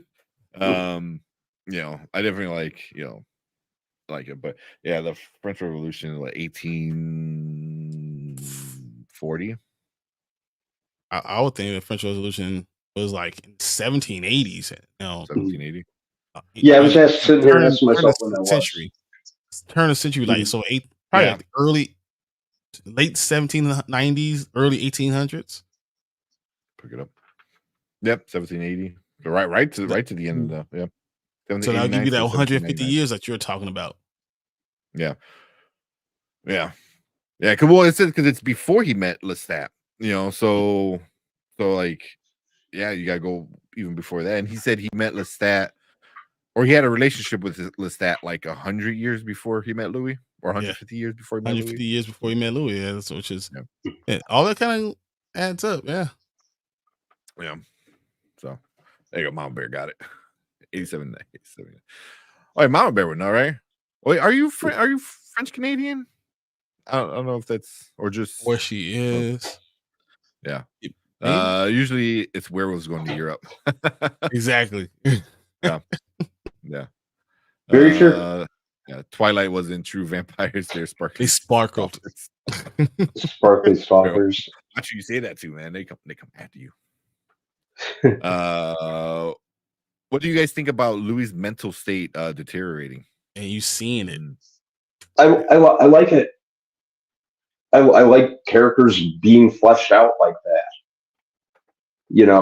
And it makes sense. Mm-hmm. I like that. I like when they layer the characters like that. So yeah, I'm real. That's one of my favorite things about season 2. Where they're going with Louis, they're showing like a new side of him. I love when they do that. Mm-hmm. And like I said, the fact that to it though, like exactly his deterioration, like, and then Armand knowing that he sees Lestat still, right, and talking about like I can recognize it. And how do I recognize it? I've known for months that this is what you're dealing with. How do I recognize it? Because I dealt with it. Yeah. It's super crazy. Mm-hmm. Also, it's like he knows when he's thinking about him because he can go in his brain, or not his brain, into his thoughts and like he goes, oh yeah, you're thinking about Bruce, but he's just kind of going along with the lie, and he knows, he goes, I know that's Lestat, because like I had those same exact thoughts, or same exact feelings and stuff like that. So I thought that was like super interesting. But Louis losing his mind more and more is really interesting for me, because I mean, like you said, the whole ups and downs of his life, especially him being a vampire, like he's gonna live for a long time, quote unquote. So, seeing this down part, and then but also seeing where he's at in present time. I'm like, he's in Dubai in like a fancy ass effing house selling artwork. So like he's got money again, so he at least financially is better off. But right now you see him at the bottom of the barrel again. But the idea that he's already mentally halfway broken, and then what's going to happen when he loses Claudia? Does that help Armand be able to take over his mind? Armand might, and we might even see something like to the point of Armand did it first to make sure he kept them together, and then he did it more to kind of continue to have his hold on him, so you don't have to worry about him leaving, because that's what Louis does. He runs. He's always done that. So it's in the storytelling. So seeing his mind deteriorate just kind of foreshadows what's going to happen soon. Because we see, as they're foreshadowing things with Claudia, we're going to see more things going on, with Louis. Because when he's about to die, so Armand went into the sewer with him, and he thought he was going to kill him. Armand went in with the intention to kill him. He wasn't like, I'm going to love him. I'm going to do what the coven needs me to do. I'm going to kill him. And Louis, only thing Louis kept on asking about, take care of Claudia. Yeah. Do whatever it takes, take care of her. I thought that was very poignant and just important to see. That's my last thought. It's her. Right? So now we know something's what's going to happen with Claudia, right? What does that do to his mind? And does that allow that mind to break? and then is now Armand literally holding it together, right? Then now what happens in another 30 years when Lestat's back in his life? Like there's just so many things and that we're creating layers within it. So it's just it's so well done. Yeah. See, I was thinking kind of similar like what you were saying, but a little bit different. It's like now he knows what is gonna happen to Claudia because Armand told him. I'm wondering if like he has more of a sense of purpose again. He goes, no, I have to protect her because that's all he does. So is it more of like, is he gonna get built up to a point where it's like having hope, like I can save her, I can save her, I can save her. It's gonna be different, and then it just getting completely ripped away eventually, and then same thing, but it leads to the same thing where Armand comes in and he's like, I can help you, and does his shady vampire shit to him, So yeah. You guys keep going. I'll be right back. Okay. Okay. But that was the one thing with Claudia and Louis, and because you see, even we've seen the previews, we've seen them saying stuff like, it's supposed to be me and you and me. So he's going to, once again, when he's in love, he pushes her to the side. So he loves her. That is also going to kind of play into, he's part of the problem. And then we're doing the interview and he doesn't know about Claudia. He forgets these things about Claudia because of the trauma he's already experienced with her. So like we already know all the trauma that's coming. Yeah. The cat made an appearance. So I thought about you, Cat, today when I was watching one of the movies today, Garfield. Yeah. The Garfield movie. Yeah. I guess. All right, we can wrap this up. But what's a Brandman comes back? Things where we are at. The rest of the coven is not going to be happy that Armand did not kill Louis for breaking the rules. Yeah. That's gonna be another issue that the coven is gonna have, And remember, the last time somebody that Armand brought into his loop, his world, wind up destroying all of it, No, but he killed. So he killed. What's his name's Maker, and that's what he kept on bringing up. So you killed my Maker for much less. Yeah. Especially Santiago, who seems salty about Santiago. Exactly what you're saying. Yep. Reminder: Louis has the fire gift. He probably burns the theater down with it. Yeah, I'm really curious. Armand could do it too. Armand could do it. He also has that fire. Claudia could do it. Claudia might just be like, because remember, she's the one. She keeps making up the scenario of how Bruce killed himself.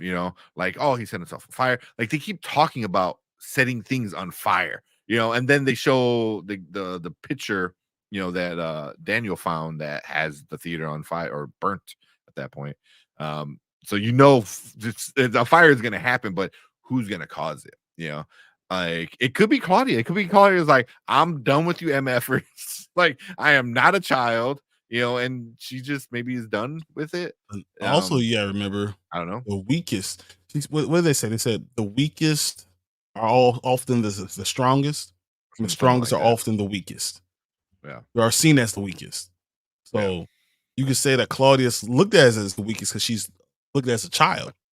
Yeah. But she's really the strongest. And I think they said it in reference to Louis, being what he is. But I think you can say the same thing for Claudia. In reference to her, like she looks like she's weak, but she really is a killer. And she has all this ability. And her Maker is powerful too. And the more she taps into that fear, that fierceness of her and her trauma, the more crazy things. And she was built in fire. Remember? Yeah. She was saved from fire. Yeah. So that's where she's probably going to be lost to fire. Yeah. Like she'll actually die the way she was supposed to die as a human kind of thing. Yeah. Yep. I see it, man. They're leaving little hints here and there, with setting on fire, this and that, and you hinting at it, obviously, with the Daniel thing. Just for me, the Daniel thing is so interesting. That was the part where it's just a little breadcrumb, and I was like super interested. I'm like, what's going on? Like, I was like, who are these people? They hacked his freaking computer, and then they're like messaging him. I'm like, bro, he's sitting right next to him. Like, why are you doing it? And then he's not the first one to do it. You know, I thought that was interesting. I'm like, that Daniel isn't the first one. You know what I mean? And I think he gave him that name. Tried. Yeah, and I can show you them. They're all dead. Yeah, he gave him a name, and I'm like, he's gonna find that. He's gonna look up that name. Sometime in the next few episodes, he's gonna look up that name, and it's like, who was this writer that supposedly died after interviewing a vampire? You know, well, Daniel did it before. He interviewed Louis before. Yeah.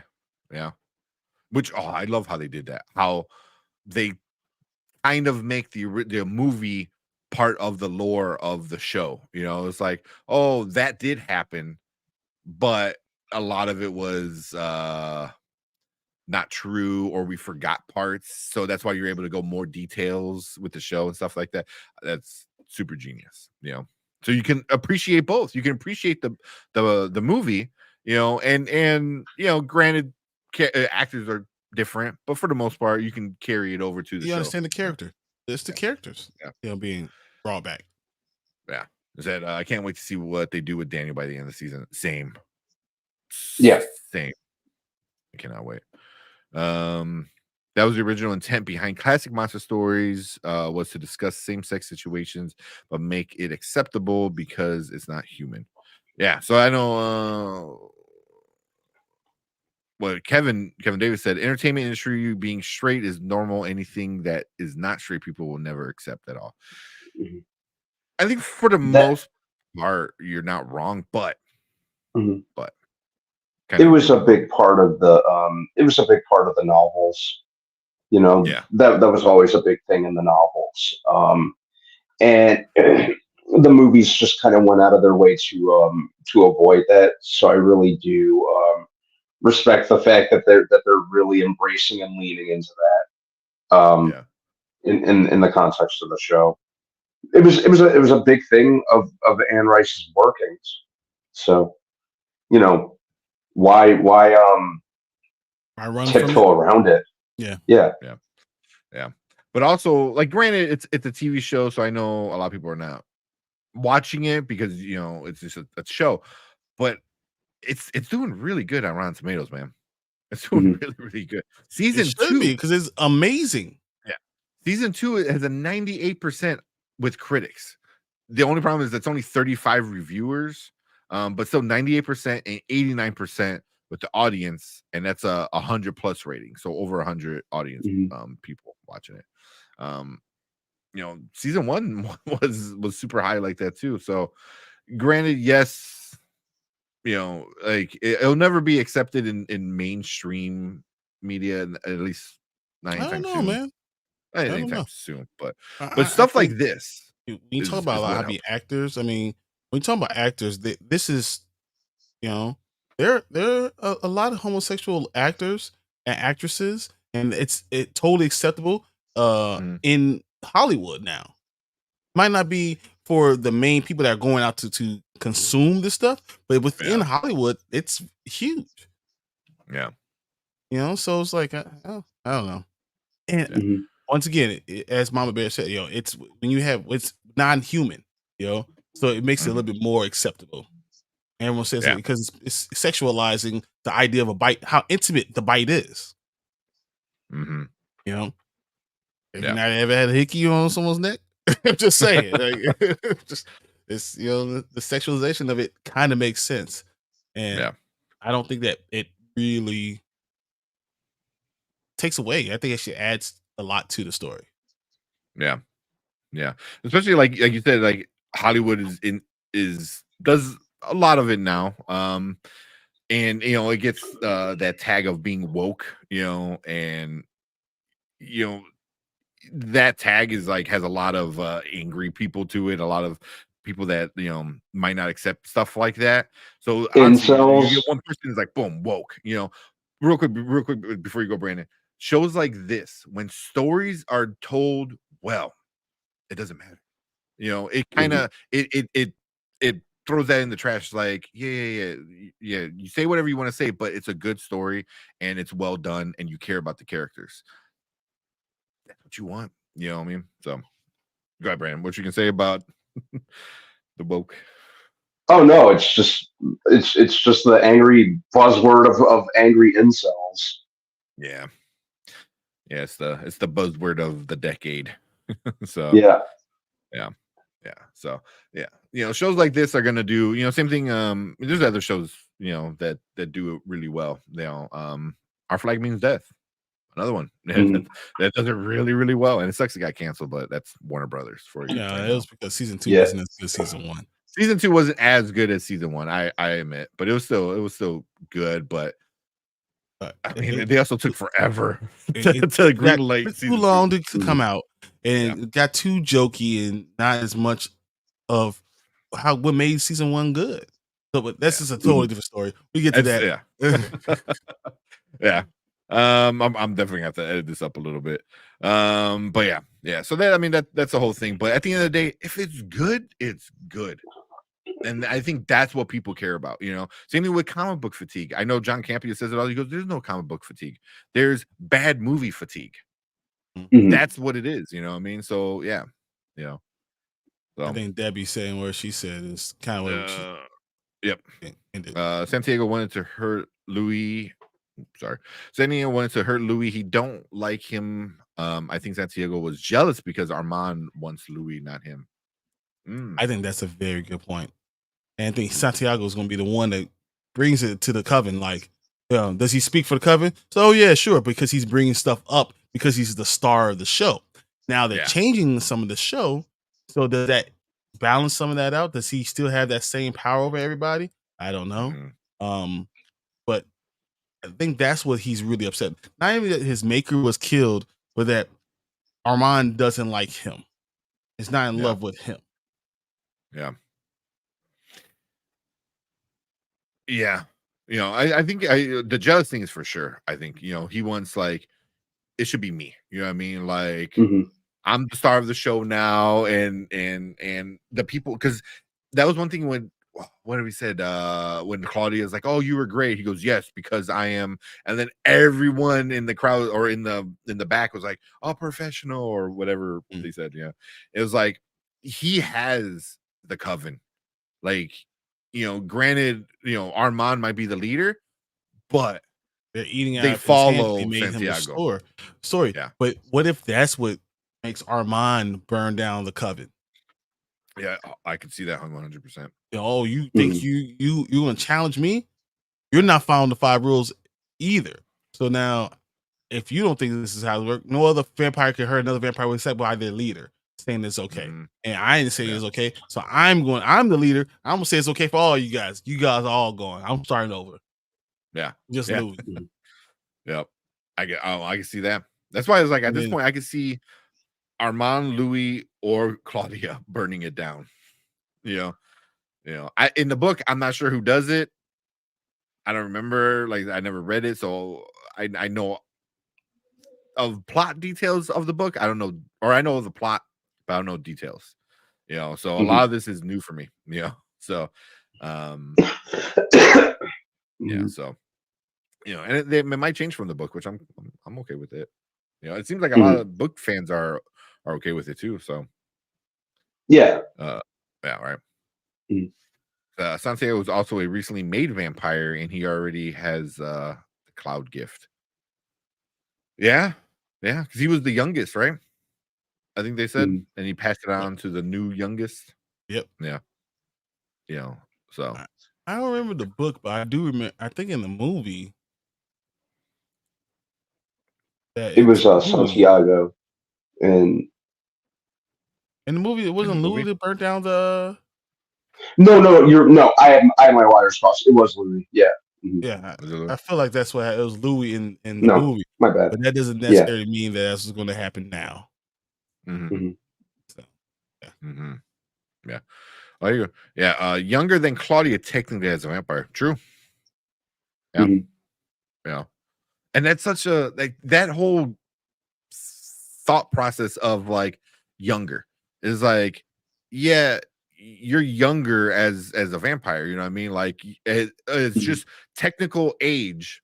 Claudia is older, but then again, you know, she's a kid, you know, like she's a, you know, I think what 14, 16, whatever they made her in the show. She's 14 You in know, the show. yeah, you know, so you know, it's such an interesting thing that they can play around with, you know, and they have been playing around with it a lot. So Louis burns it down right before DOA, DAO, Dale. Dale.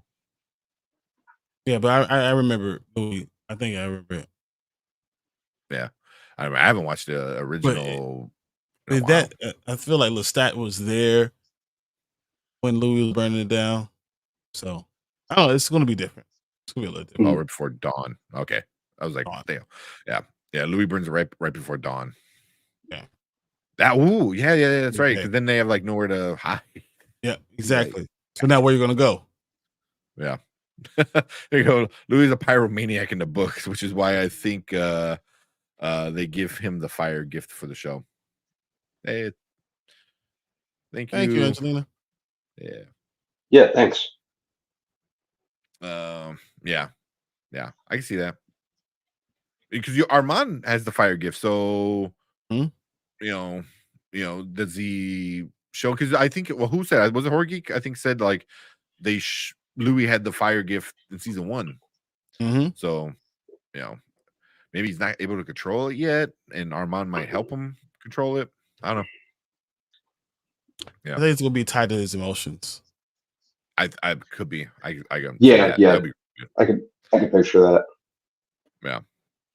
All right, we've been going on for over an hour with this. So I'll probably cut it up into a few other things because we talked about that, the whole like, you know, gay straight, you know, thing in you know, entertainment industry. Anything else, guys, for next week? Dude, I'm loving it. I'm mad that I have to wait a whole week. I'm like, man, a whole nother week? Yeah. Yep. Just give it to me now. Yeah. Yep. Makes you appreciate it too, you know. Mm-hmm.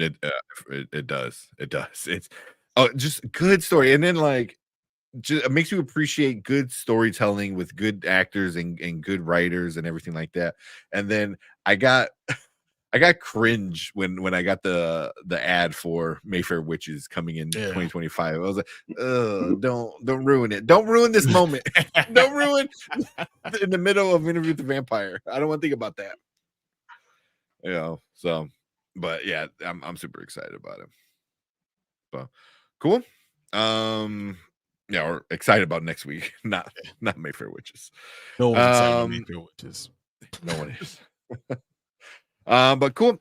We appreciate everyone in live chat chit-chatting with us, talking about Interview with the Vampire. Thank you guys so much. All the new people in chat, thank you. Appreciate you guys. We'll be back next week talking about Interview with the Vampire. Leave a comment down below if you have any questions, any theories. You know, we're just fans, you know, so I don't know if we're too in depth. I know you guys are more in depth than I am with the books and stuff like that. So, but leave a comment, theories, all that fun stuff. Appreciate all you guys. Hit that like button, hit that subscribe button, come and join us live if you want to be part of the live channel discussion. We are live every Monday and Thursday, talk about TV, movies, comics, all that nerdy stuff. So appreciate all you guys in the live chat. Stick around because we are going to move on to our next topic for the night. Cool. Yeah, that was fun. I love talking about this. It's so good. I saw the time. I'm like, holy shit. Same. We can talk for like an hour and a half. And I was last week I was having an issue. I'm like cutting it down to like 30 minutes. I was like, yeah, this is not gonna be a 30-minute one. Dude, that's why I was trying to like when Brandon left, I was like, let's try to stop now. Too late. Yeah, I was enjoying it too much. Well, Horror Geek brought up some good questions when Brandon walked away. I know, and that's what it's like. Oh well, now we in it now. Yeah. Because even like when they brought up when Kevin Davis brought up like the whole thing with is a show too gay to be accepted by the general audience. Mhm. And that was something I was thinking about, like especially in this episode, because there's a lot of relationships and stuff like that, and Mhm. I was like, man, this like not in a bad way, but I'm like, this show's like really like gay, and Oh, not like in the yeah. derogatory like 90s way people would use the word gay, but it was like actually like very, and it's a good thing, because it's like, but it also makes sense with the story. These guys are 100 years old. Like they don't give a shit anymore, it's like they just want to find people that they can live hundreds of years with, or something like Yeah. that, like No, but it's like, also it's even yeah. weirder because they don't open themselves up to a lot. Mhm. They do not. Like, so, Louis Yeah. did not open himself to a lot. Armand went 150 years without opening himself up again. Like, like Mhm. it's makes sense in the entire show. Like they are literally doing these things the right way. I spoke about this when I was talking to my wife. I was like, telling her, like, yeah, you know, Mm. it's very, they have a lot of homosexual things in it, but it makes sense in the show. Yeah.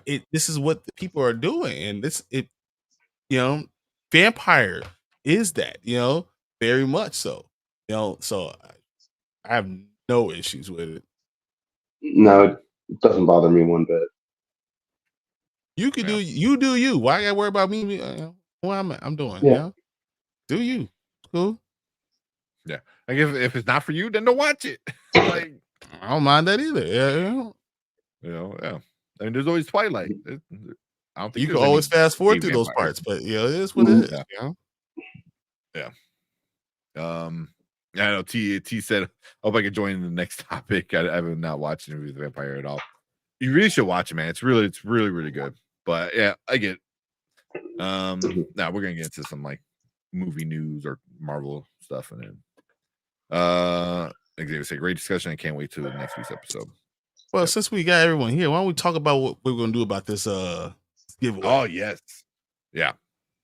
So I know there's like a bunch of people in here right now. So once we hit 1,500 subscribers, and we're almost there. I think we're like 14 away now. Once we hit 1,500 subscribers, Brian just moved and he found a lot of extra crap. A lot. So we're gonna be doing our giveaway. We're gonna be doing two kinds of giveaways, I should say. One's gonna be for members only, and that's gonna be our first giveaway. So if you want a certain gift or prize or stuff like that, the members get first pickings at it. Exactly. So we'll do one for our members only, and then we'll do one for our subscribers with all the stuff that's left. So, and there And is then our members only, guys. You don't have to be in the live chat to do it. You just part of members. Yeah. We're just gonna do it just for them. I'm gonna start showing you some of the stuff I got. So, like, the Stranger Things, Oh, yeah, Hellfire yeah. Club, got a t-shirt with it. It's Funko stuff. So you got, this, right? Then I got the Thor. Nice. All right. I got this Cobra Kai game. That's interesting. Now, this even one know they I made one. love. Bishop 919. This is hard for me to find, but then when I found it, I bought two of them. So that's what that's what happened. I got the Dumbledore. Number 4, that's for you, Mama Bear. Now, Matt Murdock from the Spider-Man, No Way Home. Got Hulk from She-Hulk. Oh, I thought that was the bad guy. Abomination? No. No, Yeah. not the bad guy. The one that injected himself. That's who I thought it was. So no, that was Hulk Okay. from She-Hulk. The actual okay. All right, Wolverine. I had 3 of these, so that's why I have no problem with giving one of them. We got Lex Luthor. This is actually the comic book that comes with it. Yeah, those are cool. Got the Blue Beetle.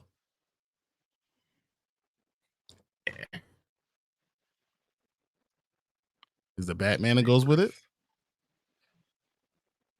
I have Nightcrawler, X-Men 97.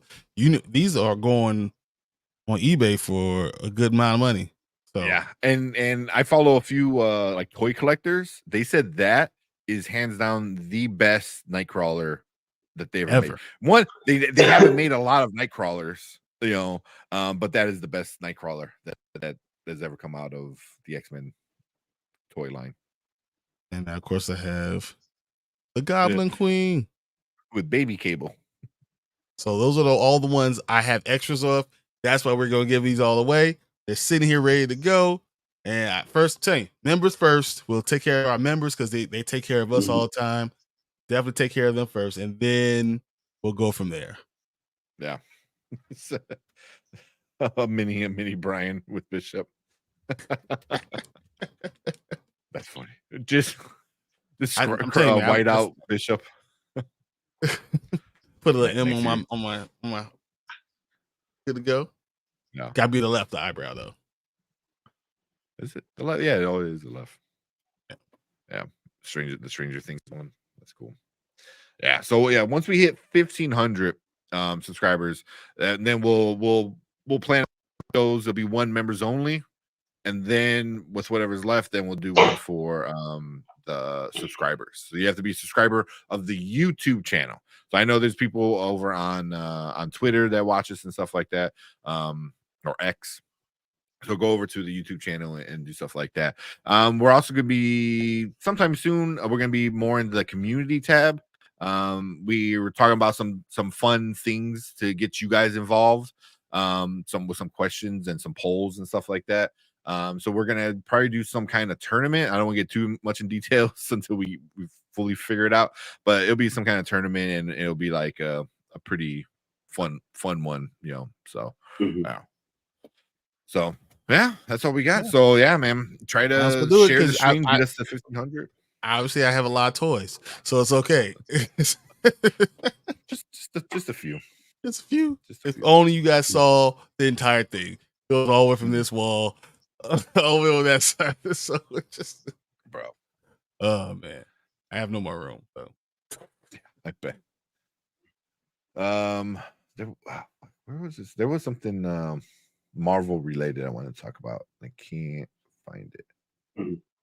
But I can't wait to talk about some of these comic books. Whew, boy. I don't know if you guys maybe we'll do that Thursday. Yeah, we'll do that Thursday. I got some stuff to read this week. Yeah, Blood Hunt is off the damn chain. Mm-hmm. We'll get caught up with issues of Blood Hunt. Blood Hunt. There's what, 2, right? 2 issues out. 2 so far. Yeah. There's 2 main ones.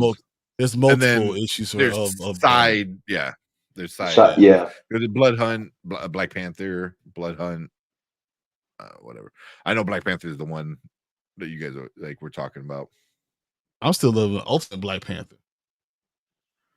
Ultimate Black Panther. It's so good. Oh my gosh. Yeah. I cannot wait till the next one.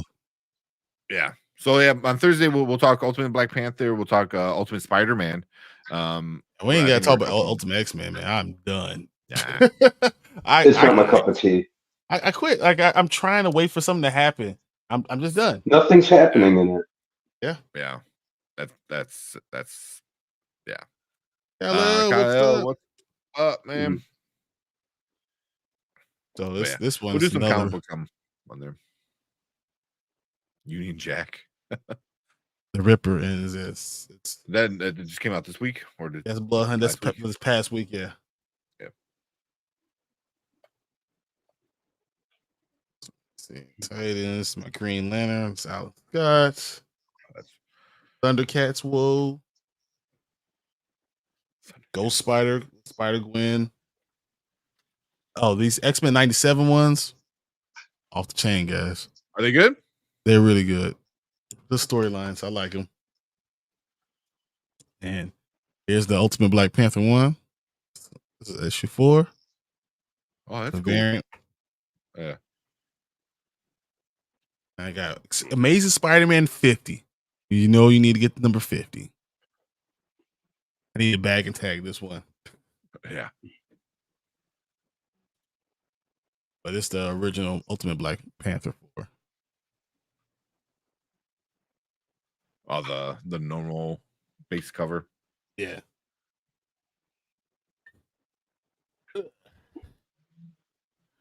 That's what I want to talk about. Yeah. So I was looking for a trailer too, but I don't know if we have any good trailers. Yeah, I don't even think there's any good ones right now. Not really. Mm-mm. Nah, really. There's like something I want to talk about. I mean, it is a nerdy thing. It's talking about the DCEU. You know, we got the, everyone's talking about Superman and whether or not you like the suit or not. But we got some news for Green Lantern, the Green Lantern show, the Green Lantern show. Yeah, yeah. They hired like the writing team, right? A pretty solid writing team. A pretty solid writing team. Chris Mundy, Tom King, and Damian Lindelof. Yeah. So they did True Detective. They have done Lost. What else are they? Ozark, Bloodline. Lindelof did Lost, which we'll get into that in a second. The Watchmen, which I do enjoy the Watchmen. Star Trek Into the Darkness, World War Z. Tom King wrote the comic book for Supergirl, Woman of Tomorrow, which you assume that would be the writer for that movie, but whatever. You know, maybe they could write both. So solid writing team, man. Solid writing team. Like, I was really excited about that, especially because they already said that the Lanterns, that's what I think what's going to be called right as of right now. The Lanterns show is going to be, it's going to be in the vein of a True Detective, but in space. That was my main selling point when Gunn announced that last year. True Detective with superheroes, I think, were his was the verbiage he used. I was like, yeah, I'm in for that. That sounds like a super cool angle to work for Green Lantern, and I do like that it's going to be Hal and John, and mostly, I think they said it's going to be like mostly on Earth, a terrestrial based. That's what which is pretty much. Which makes sense because it makes sense because they said it's going to play.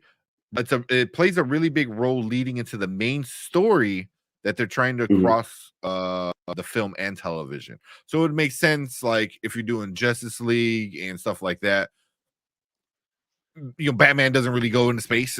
You know, not much. So how do you do that? You bring the space guys to Earth, which it's okay. I would prefer them to do like space shit, but you know, I'm okay with it for the beginning at least to expand on what's going to happen in the DCU.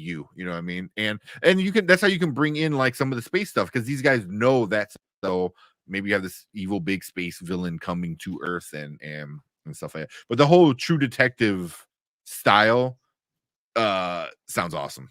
That sounds super awesome. I'm super happy. So you're gonna probably mix with Batman then? You could possibly. You have to. I mean, who's the greatest detective in all DC comics? Yeah.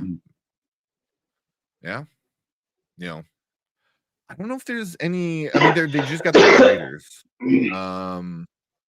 But I don't know if there's any like date. You know, because you have to introduce Batman before something like this comes out. You definitely will. You know, so if you're doing a writer now, you're talking about 2027 probably for the actual content. You know, so you know, that time you can have all that stuff done. Yeah, and also it's like how much are they all gonna know about each other? You know what I mean? One, we got Kyle. You know, not Kyle. Guy. We have Guy Gardner that's going to be in the Superman movie, you know, which is another Earth Lantern.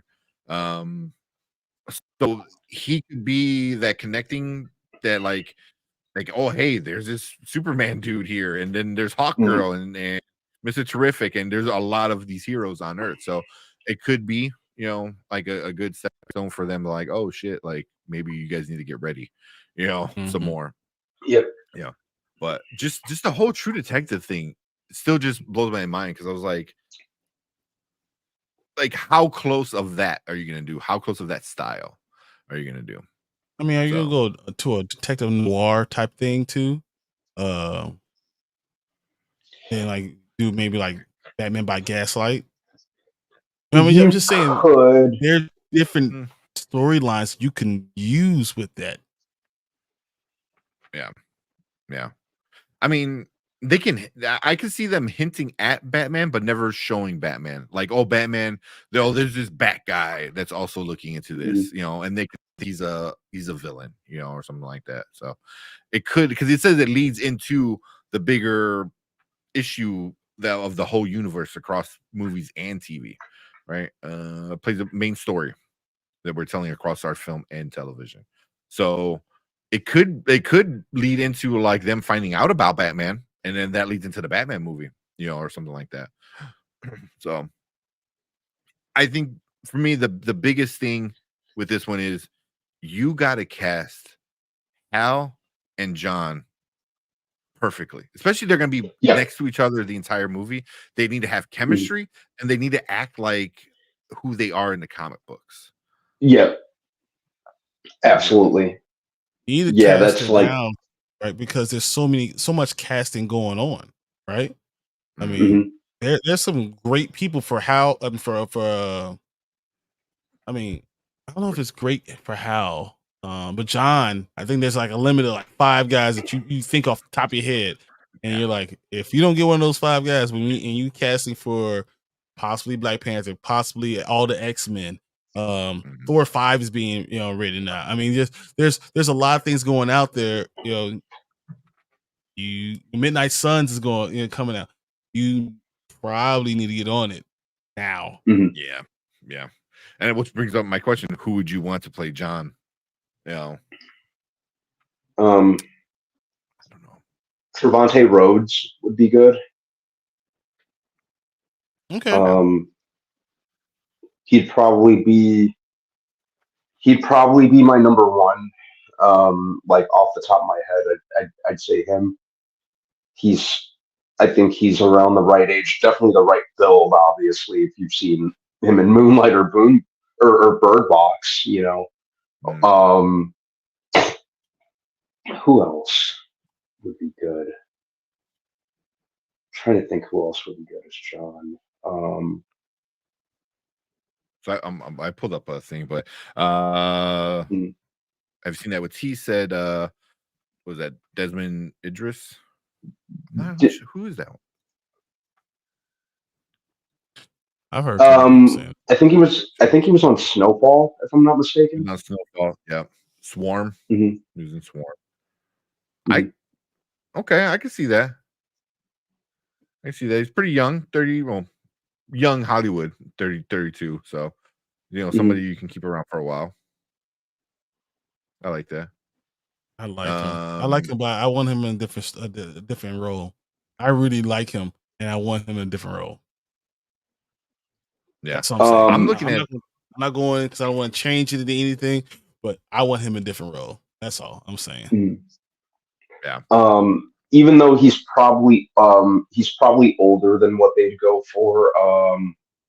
Another person I could see potentially doing a decent job is Isaiah Mustafa. Okay. Yeah. Because you know he really kind of up until well, you know, I know everyone like usually looks at him as the Old Spice guy, but he is pretty good in his other acting roles. Like I really liked him in It, Chapter 2. I really liked him as Mike. He was actually like, oh yeah, that's he's actually one of my favorite actors in that. I think that was good. That was really good, B. I do like that. What age are they going with John before? What age are they going with John? You know, I kind of feel like they go like, especially if he's going to be like a seasoned Marine, you know, they could go older. Yeah, you know, so they could do it. and I'd be fine with it. I'm tiptoeing around a lot. I mean, do you go? Does Aldous Hodge gets tired of waiting for something and go with Jon Stewart? It could. Does John David Washington.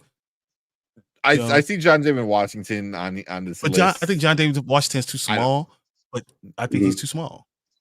I don't think he. I don't think he would take a long deal like that. I just don't see Marine when I look at him. Yeah, I still have my. None of you guys said my number one, and I've been saying it for a while. Who's that? He's gonna play Sterling K. Brown or something like that. Yeah. Sterling K. Brown could do it. He said he wants to do it. He said he wants to do it. How old is Sterling K. Brown? Like, please say he's gonna be like 47. Huh? Was he 40? Is he 40? Only 47? He's only 47. I think so. I mean, that sounds right. He's around 50. 48. 48. He's around 50. So yeah, 48. Yeah. Okay. A little bit older, but he can. But that's why I asked, what age do you want? Yeah. Your Jon Stewart, because if he does that, then I think he could be I'd be good with like a mid, potentially even late 40s. We're talking about a seasoned Marine. Yeah. So I'd be good with that. I don't want them to go. Who do we say that was 32? Who's the guy you looked up? Mm-hmm. Oh, that the guy from Snowfall. Mm-hmm. He's 32. I mean, that's not too bad either. I feel like if you joined the military at 18, you stuck around for a while and he's like fresh out. So say you put in a good like 10 years, 10, 12 years in the military. I guess like that. But also how long has he been in Green Lantern? So now it's like you had to have done your Marine stint, and now you're a Green Lantern to the point. Yeah. To the point where like you're teaming up with Hal Jordan and stuff like that, So you how old have to Hal? Be at maybe 38. You know what I'm saying? Like you need to be 38, 39, 40. And that's a big range, and there's a lot of guys that can play any of those ages. So, I'm on this list, and this one's really interesting. I never even thought about it. Ricky Whittle. Yeah, I saw. He was in American Gods. He was great in American Gods. Yeah. It's so one. It's sucky that show didn't get an ending at all. But he's a solid dude. He's big. He's a good actor. Like he can pull off a military. I think he has done a military movie or something like that. I can see him being a pretty good one. And he's, how old is he? I know he's not big enough where like, what else are you doing, dude? But also, let's see how old is he? He's got me in his 40s. He is 43. I have an issue with him, but yeah. He's not. He's not black. Yeah. Too light skinned. I was gonna. No, he's not black. No. It's just, you gonna tell John? You gonna say you gonna take him and you gonna not make him black? We might have a problem, bro. Yeah. That's you can't do that. Yeah, it's got to be a black dude. You want to make sure you want to have have a whole race of people just stop watching DC. Well, yeah, I looked up because I wasn't sure. He said his father is from Jamaica, and then the mother, I'm not sure. It's British, I believe. Yeah, he was born in British. He was born in Britain, but I think that his dad also served. He was in the Royal Air Force, but he was from. So his mother is from England and his father's from Jamaica. Yeah, his father was in the Royal Air Force, so his family not just black, but dark skinned black is what I'm saying. Yeah. More. Yeah, like he's gotta be dark skinned. Needs to be dark skinned black. Like he could, you could be whatever you want to be, but that needs to be a dark skinned person because it'll feel like you're trying to stay away from it. I can already see the Chillmonger video. You don't want that. You don't want that smoke. That's true. Yeah. Yeah. Because in American Gods, he plays a Native American. So because he's like, I think light skinned enough to pull something like that off. But still, my number one, Sterling K. Brown. He's an amazing actor. He's already said he wants to be this character. He is a little bit older, but they can make it work. I'd be fine with it. I also say, excuse me, Amari Hardwick wouldn't be bad. From I think he was on Power, if I'm not mistaken. Mm-hmm. He'd be good. I think so. Yeah. But yeah, I think my number one would I'm gonna go with Trevante Rhodes. I think he'd do a good job. William Catlett. I didn't think about him. He just played like a stoic military type for his bit part in Abigail that he had. Mm-hmm. You know, I don't see him as Stewart. Yeah, I'd have to see more of him from a physical standpoint. Sure, dude, from Black Lightning, he was awesome. You know, and being sure was in Black Lightning opposite Chris Williams, and you know, I forgot he was in Black Lightning. That was really good, but I think he was such a good villain. He was such a good villain. Mm-hmm. I can see. I forgot about him being in Abigail or in Black Lightning. Mm-hmm. Even with the beard, you know, I think that'd be kind of a cool look for Jon Stewart. Mm-hmm. You know, because he's rocking a beard in a lot of these newer pictures. I could see it. I could see it. Do you think Rhodes is on the list? Rhodes is on the list of from like Screen Rant or Crush, whatever the hell it was. You know, he's on the list of like top 10. You know, and I can see that. I'm cool. I can see that. I like that one. Do you think John and Hal should be like close in age, or should there be like an age gap? Nah, they should be kind of, I think, close in age. Yeah, because I think in the comics they kind of it's weird, but they kind of are. Yeah, I think honestly, I think that Cassie should be, as I said, about 38. Around 38 right now will be probably the best age because it gives you a decade without having to change the look. The look will look exactly the same for 10 years. Especially you get the right black person, you know, that's you're not going to have a problem with that. And you can tell stories and you can take your time. Because this is my issue. I don't want DC to rush anything. They have great storylines. If you do not rush it, you take your time building this stuff the right way, it could be epic. But if you that's it might be a problem. And you know that was a reason why past efforts have always failed. They've always either rushed or they've been too reactionary. You know, they wanted to ride they tried to Nolanize Superman. That didn't work. They tried to like make their cinematic universe a rush job because Marvel was just crushing it at the time. They hired Joss Whedon. They need to. They need to do it so fast. Yeah, they just need to, you know, like, yeah, take your time. You're talking about building a cinematic universe, and hopefully you're doing it the right way. So yeah, you really do have to take your time and be meticulous.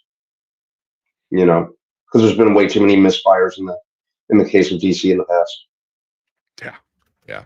Well, that's why hopefully, you know, I mean, you take a guy who knows how to be. I think James Gunn is going to do a pretty good job. I think, you know, he understands comic books. You know, like what he did for Guardians worked for Guardians. You know, like, you know, it's like, hey, we're gonna take this talking tree and raccoon and make you cry. You know, so yeah, you know, he's pretty good. So, but then he said Ian Noel could be good too. He's young. He's 35. Corey Hawkins is I'm stuck on that. I think that looks good.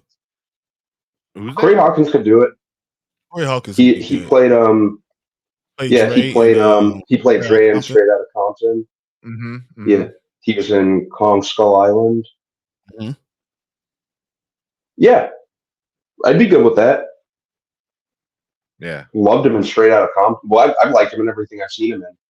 He's a great actor. He's one of those, He's a great actor. guys that he acted with Denzel and Tragedy of Macbeth. Oh, really? Yep. Yeah, so like he's that level of acting. Like, yeah, he was in the Last Voyage of the Demeter, which he was good in that one. This it says he's in The Color Purple, or the new one. Black Klansman, he was in that one. Kong, and he was in The Ice. Yeah, Tragedy Macbeth. He's been in some really good movies, man. So, yeah. So he was in Iron Man 3. I'll have to look that up. I probably made a small role or something like that. I can see him. I can see that. He's played military guy in multiple things, things. So I'm okay with that. Yeah, and he's in that age range, 35. You know, the only problem is they already casted Nathan Fillion as Guy Gardner. He's 53. He's old. That's the problem. He's old. If you're gonna do that, then now you're adding 53. You can add Idris Elba. You could throw everybody in there. You know, you know. So I don't know how much. I hope I'm not a big Guy Gardner fan, so I hope they don't use Guy as much. And whenever James Gunn uses Nathan Fillion, it's usually for like a little side thing here and there, which I'll be fine with that. But yeah, I think you need to get Hal and John similar, and also they had like a similar. You know, they both military people. You know, one Marine, one Air Force, and stuff like that. Air Force, so, you know, both guys I think have very similar vibes. You know, when it comes to the Green Lantern Corps and all that stuff. So I think them together is gonna be cool. You need to get two guys that have that chemistry. You need to find that Jacob Anderson, Sam Reed. You know, obviously not. That kind of relationship, but chemistry where like you're able to work. A great example, True Detective. You need McConaughey and Harrelson kind of chemistry. Those two together. Granted, there's the rumor that they're possibly brothers or something stupid like that. I remember reading about that. You know, so yeah. They really need to. Everyone's talking about Yahya Mateen. There's multiple issues with Yahya. He's Wonder Man for one, right? Yeah, he's Marvel. He's already Marvel Wonder Man. You know, and he's already left DC now because you're retconning all the stuff, right? So I mean, he was in DC before. Was he? No. So he left DC. What was he? I don't think he was in DC before. He was Black Manta and Aquaman. He was Black Manta, and shit, that's like, right. He was. Oh my! It's like what? God, that's how much I just completely forget about all that shit. Yeah, he was Black Manta, like in 2 movies, in a movie that just came out last year, a few months ago. Yeah, that's really happening. I think they announced it last week that Wonder Man is going to happen. It's going to happen. Yeah, I can't really sanction its existence, but yeah, it's happening. It's happening, and it's actually, isn't it done? I think they're finished filming it. Yeah, I'm pretty sure it's done. And there's no leaked pictures. Yeah, I'm pretty sure Wonder Man's already been filmed. That'd be crazy. Yeah. But I mean, Mateen is but he's a really good actor. Yeah, I completely forgot he was because like he left DC, like he's done with them, man. That is true. That is true. Yeah, he's brilliant. He really is. I believe that when I see it, very true. No, I mean, no, it's done. I'm looking at Wonder Man has been finished wrapping up this week. Oh damn! I don't know, man. I don't really see the point in Wonder Man being a thing. In general, but also we're all in agreement with that. So yeah. You know, but also like I do agree with Chillmonger with like the race swap kind of stuff and how it devalues like overall representation when you race swap. Yeah. So he has a good video about that. So go check that out. Recently one too, like a few days ago. So my only complaint about whoa, don't say that. I didn't say it. Say what was the thing didn't work. Never got him in my apartment. Oh, oh no, you get the original one. I can't think of his name from the 90s. Tony Todd. Tony Todd. There you go. Yeah, you say too many times, you get him. You don't get Oh man, no. I don't even want it being said on the stream. It's cameras, man. No, good. I will say it. The point of Wonder Man is I guess right at this point. I mean that's but you're not wrong because Marvel is gonna push that. Look at this great actor, and blah blah blah. They're gonna do that. It's a terrible character. I hate that they continue to use insane things. Yeah. I was never too keen on the character. And Feige did, he did say they were gonna kind of ease up on like just cranking out like all this content and just kind of oversaturating the market. But I get what it is I think they made it already, and they were already invested in it. Yeah. They're not DC eating $90 million. They're not doing that. Well, it's a TV show though, right? It's not a movie. Yeah, it's a Disney Plus. Yeah, which doesn't matter. It's still probably $90 million ain't nothing. They still do that. No, 90 million for Marvel. But also, you throw it on Disney Plus and be like, "Oh, cool, here you go." Whatever. They have not. They didn't get rid of Echo. So I don't know. Echo wasn't bad though. It wasn't great. But they didn't get rid of it. They changed everything. They're not going to get rid of any content. They're not going to force it, but they're not going to get rid of it. Yeah, I think if it's not already shooting or been shot, they'll probably just throw it on Disney Plus. But I know they're cutting back. They already said two movies max, or 2 movies and maybe an Avengers third one randomly a year, and then but for the most part, it's gonna be 2 movies and 2 shows a year. That's what we're getting. That's what they 2 said. movies, 3 shows. I thought it was 2 and 2, and then a possible third movie if they do an Avengers that year. But yeah, which I mean they need to cut back on, and they all agreed. What? Oh, they spend so much money. Yeah, I mean, it's So you definitely need to cut back on it. They all said it. Kevin Feige said it. Bob Iger said it. They're kind of back. Yeah, that's a waste of his talent. It really is. But I could also, because Wonder Man, I've always remember reading Wonder Man, and he was Asian. I'm not sure from where, but I always assumed he was Asian. Wonder Man, am I wrong? White. Was a white guy? I don't know. I mean, like I said, I haven't read that much Wonder Man either, so I could be wrong. It's just why bother? There's no reason to do this at all. Yeah. If you want to do something like that, then do another Werewolf by Night. That shit was awesome. Werewolf by Night was great. I loved it. Yeah. So next year we're getting 3 movies, I thought. So they said 2 to 3 movies every year, though. That's what it is. So yeah. Still within their realm. And don't be surprised if something gets pushed back. But also don't be surprised if Blade doesn't get pushed back because of it's been pushed back 15 times.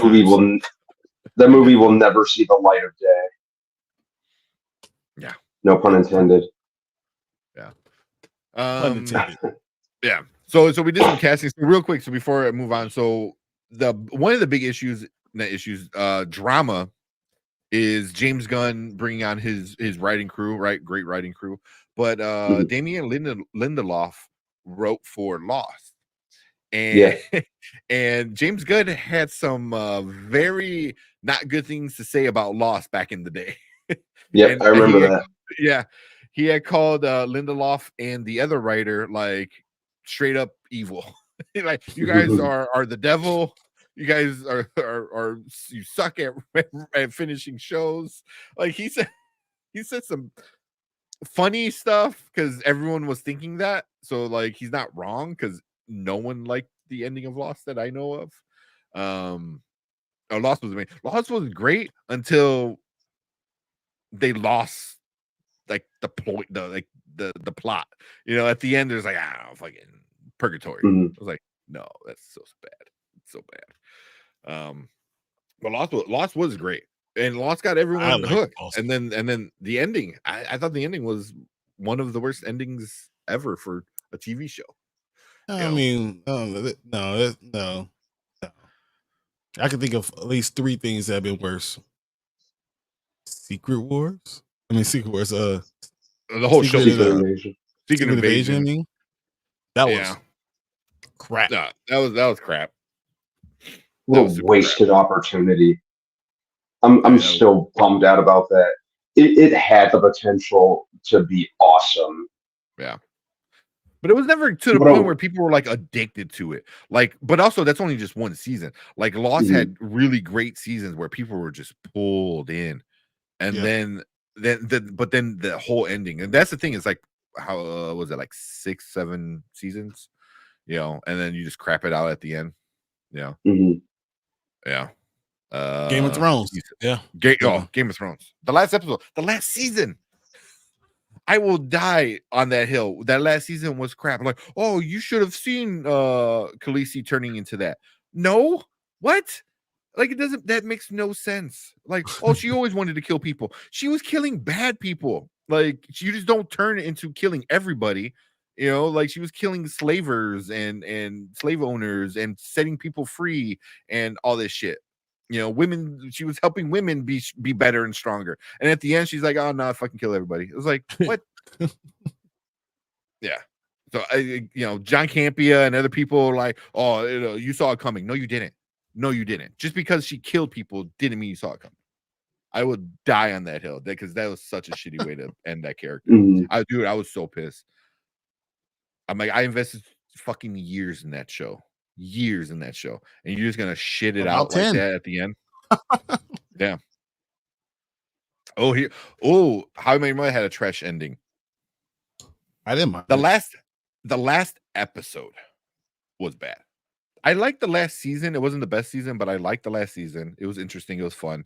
The last episode was bad. You know. But yeah. Also, it was been 10 years since the end of How I Met Your Mother. Can you believe it? Yeah. Kind of. Also, Mama Bear, I don't know if you know this. Go on, I think it might be on YouTube. Watch the alternate ending. The alternate ending, fans are saying that's the real ending. That's the real ending. And it's not a perfect ending, but it's a much, much better ending than that crap we got. Yeah. So you like Auntie Robin? You like that? Yeah. The last episode undid everything. It sucks. I hate it.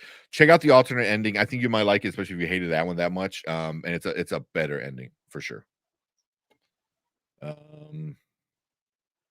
it wasn't even the last season. It was like the last 4 episodes, which flipped and ruined the TV show.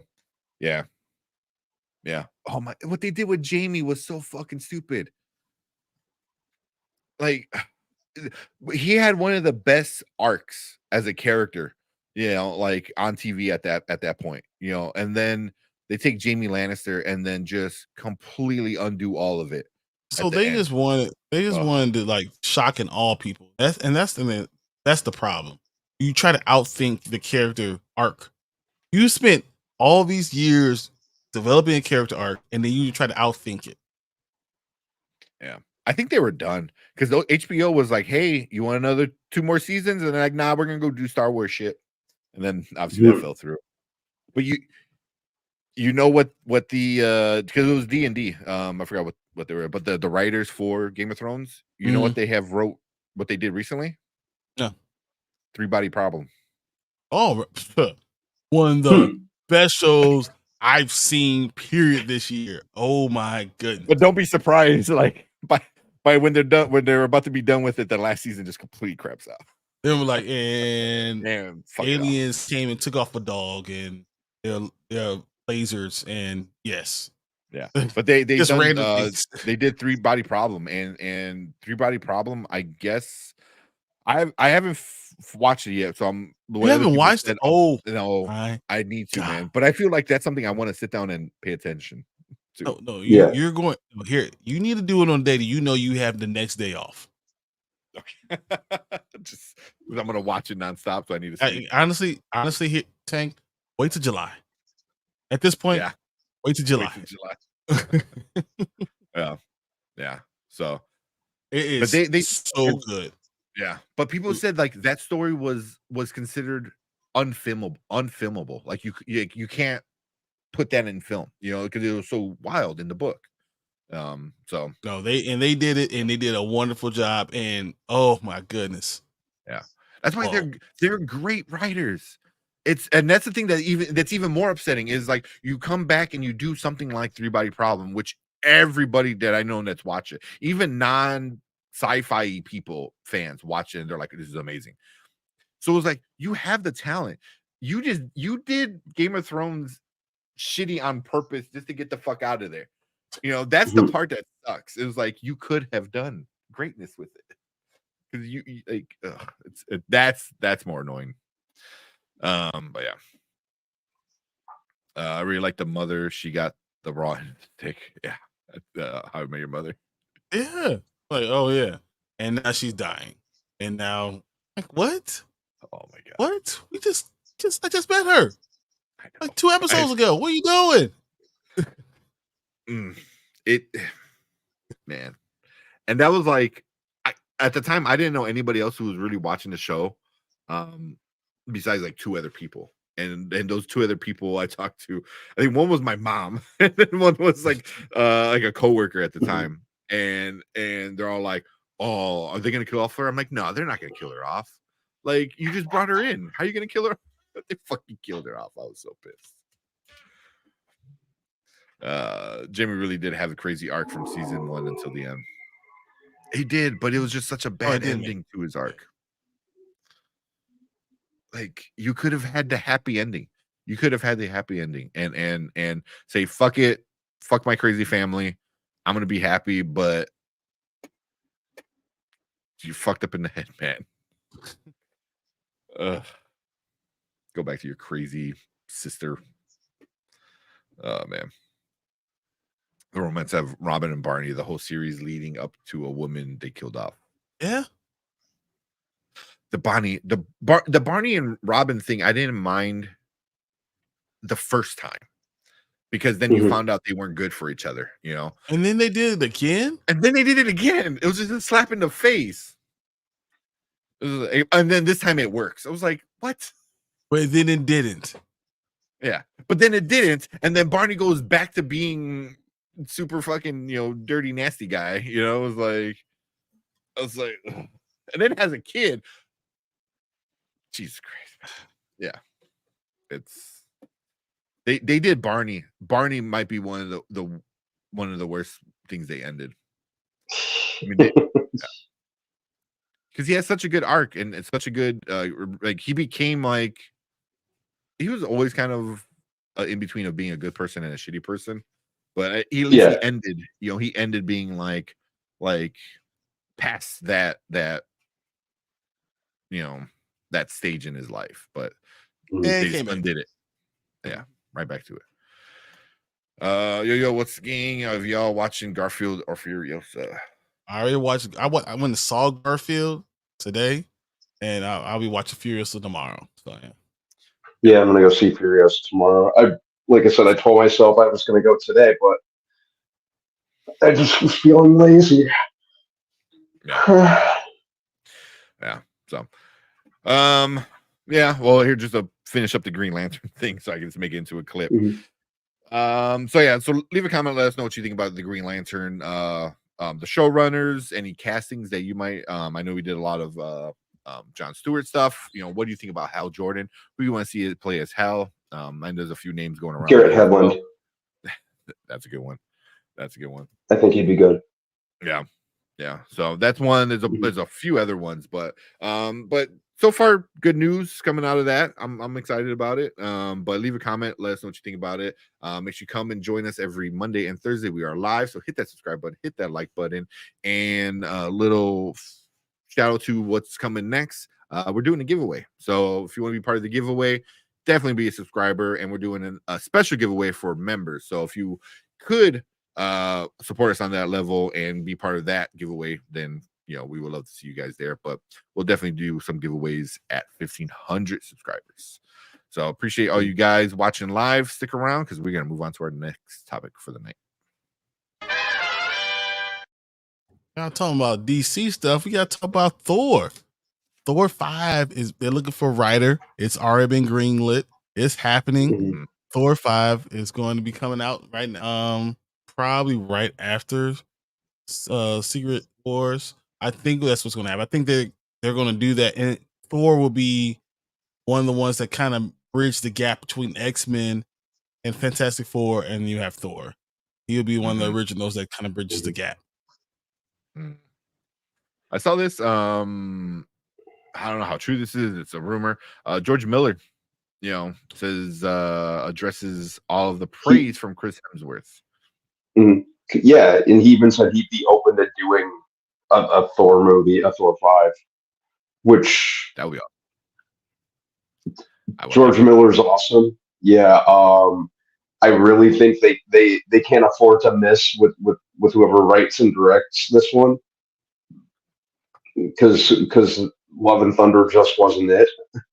Well, Chris Hemsworth talked about it. He said the script wasn't even being used. Like they were just ad-libbing on like while they're directing. They're just like, hey, just do this and just do this. Yeah. He said the script was actually pretty good. And if they followed it, you would have got a lot more gore, guy butcher. You would have got a lot more of those things. Instead, they just were ad-libbing things on the filming days. So, yeah, they were really they were just having too much fun with it.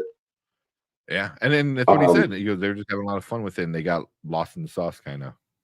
Yeah. But George Miller has done awesome movies. All the Mad Max, Fury Road, the Furiosa movie. He did Happy Feet, which I really like. I think he did Happy Feet. He did Happy He's Feet. had a very versatile career. He did the Babe movies. Yeah, he did the Babe movie. Did the Mad Max Beyond Thunderdome. Yeah, he's talked about that earlier. Yeah, he's done all the Mad Max movies. All of the Mad Max movies. Yeah.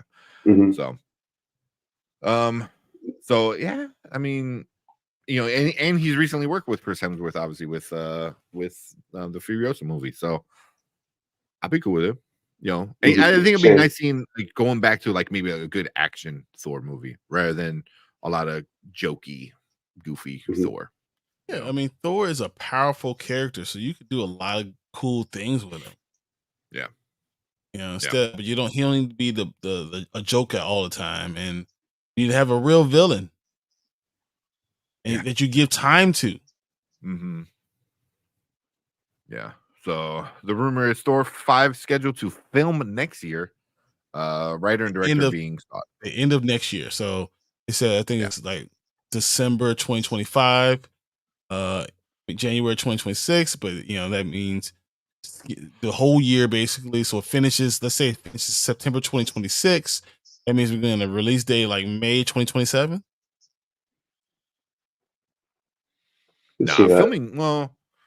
Filming only takes a few months, and then all the posts and stuff like that. So yeah, maybe. Yeah, that's what I'm saying. That's the way. As early as late 2026. Yeah, I can see as early as that.